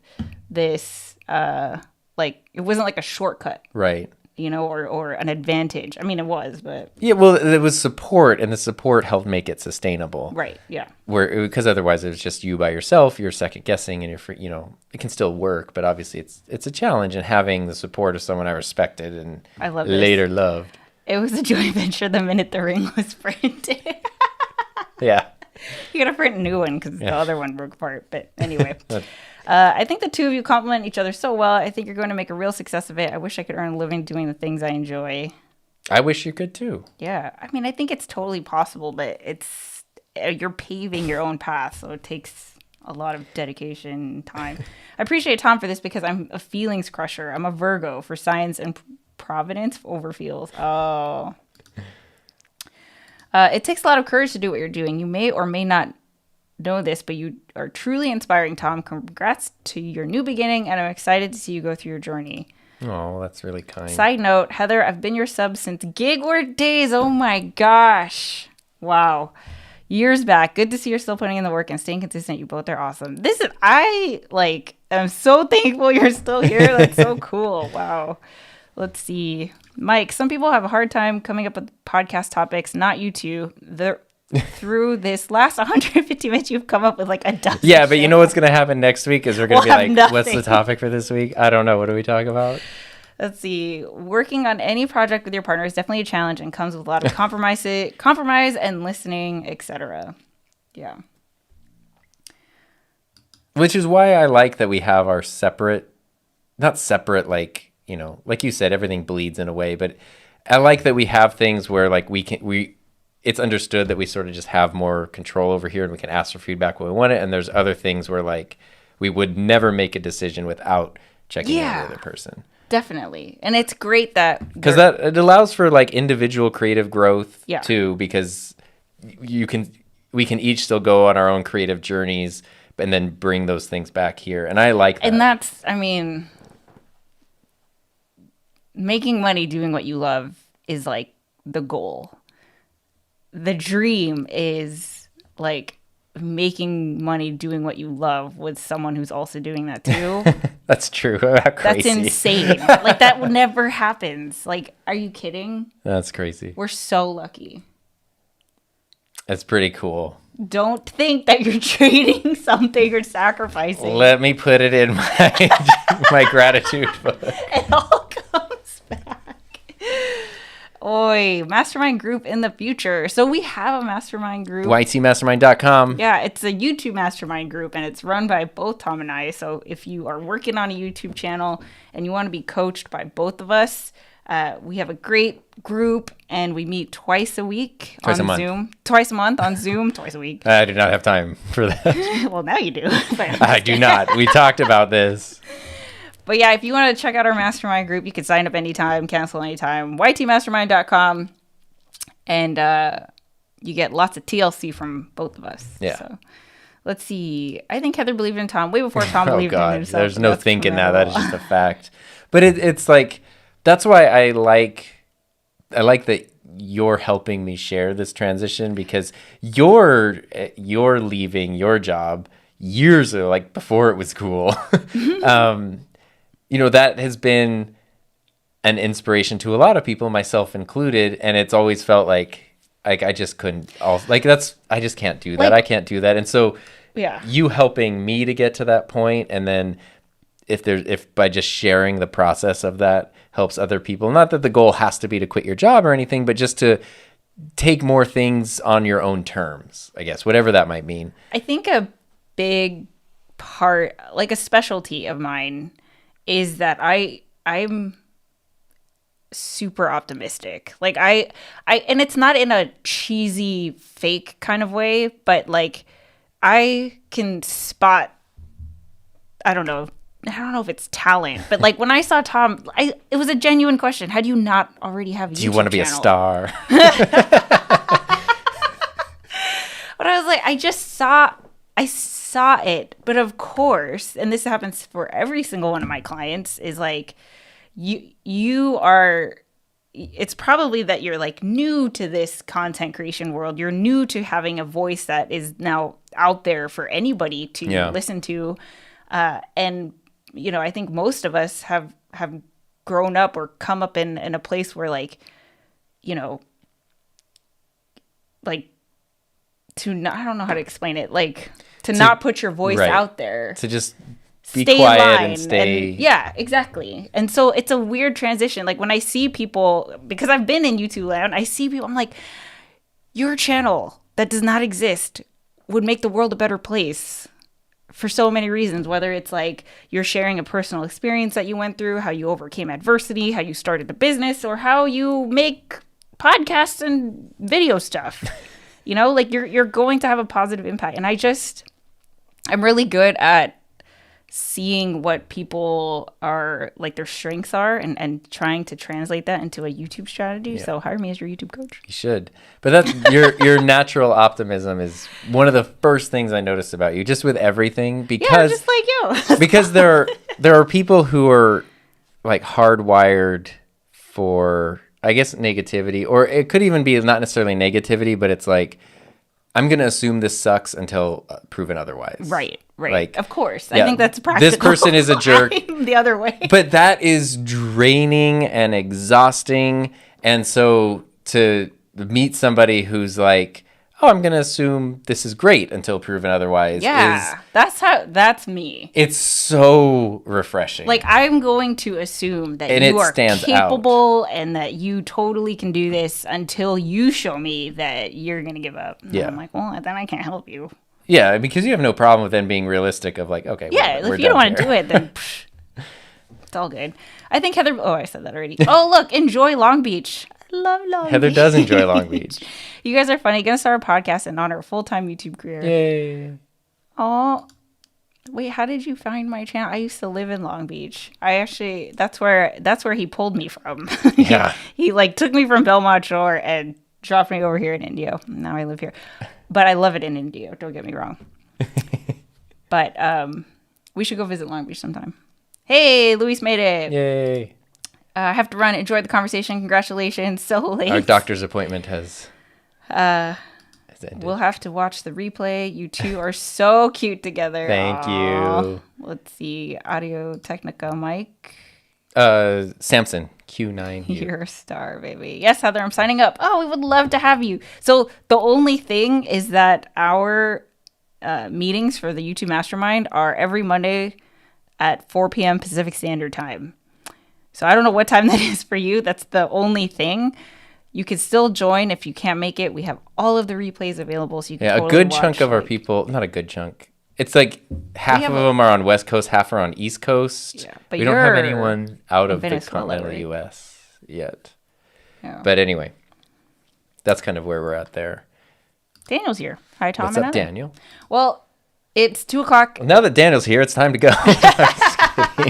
This has been a 2-hour long episode, but supersize edition. I just want to say I'm so excited for you, and I'm so freaking proud of you. Like, I know it's so exciting to talk about the future and everything that you're gonna do, but please know that like the kids felt it, I felt it, all the blood, sweat, and tears, and effort, and your mental energy, your soul, everything you put into your teaching career is so appreciated.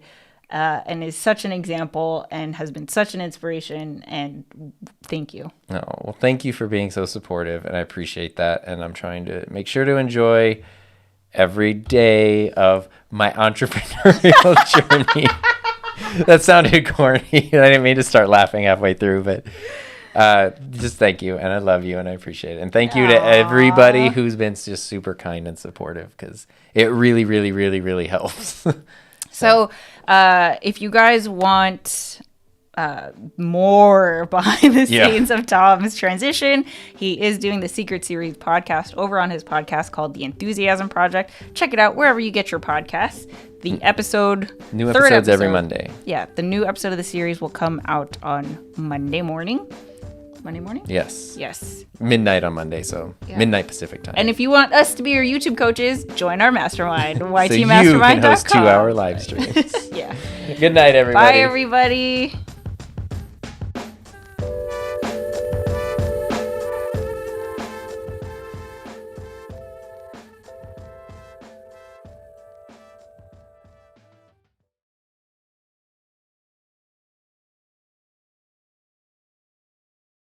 Thank you, Stephen.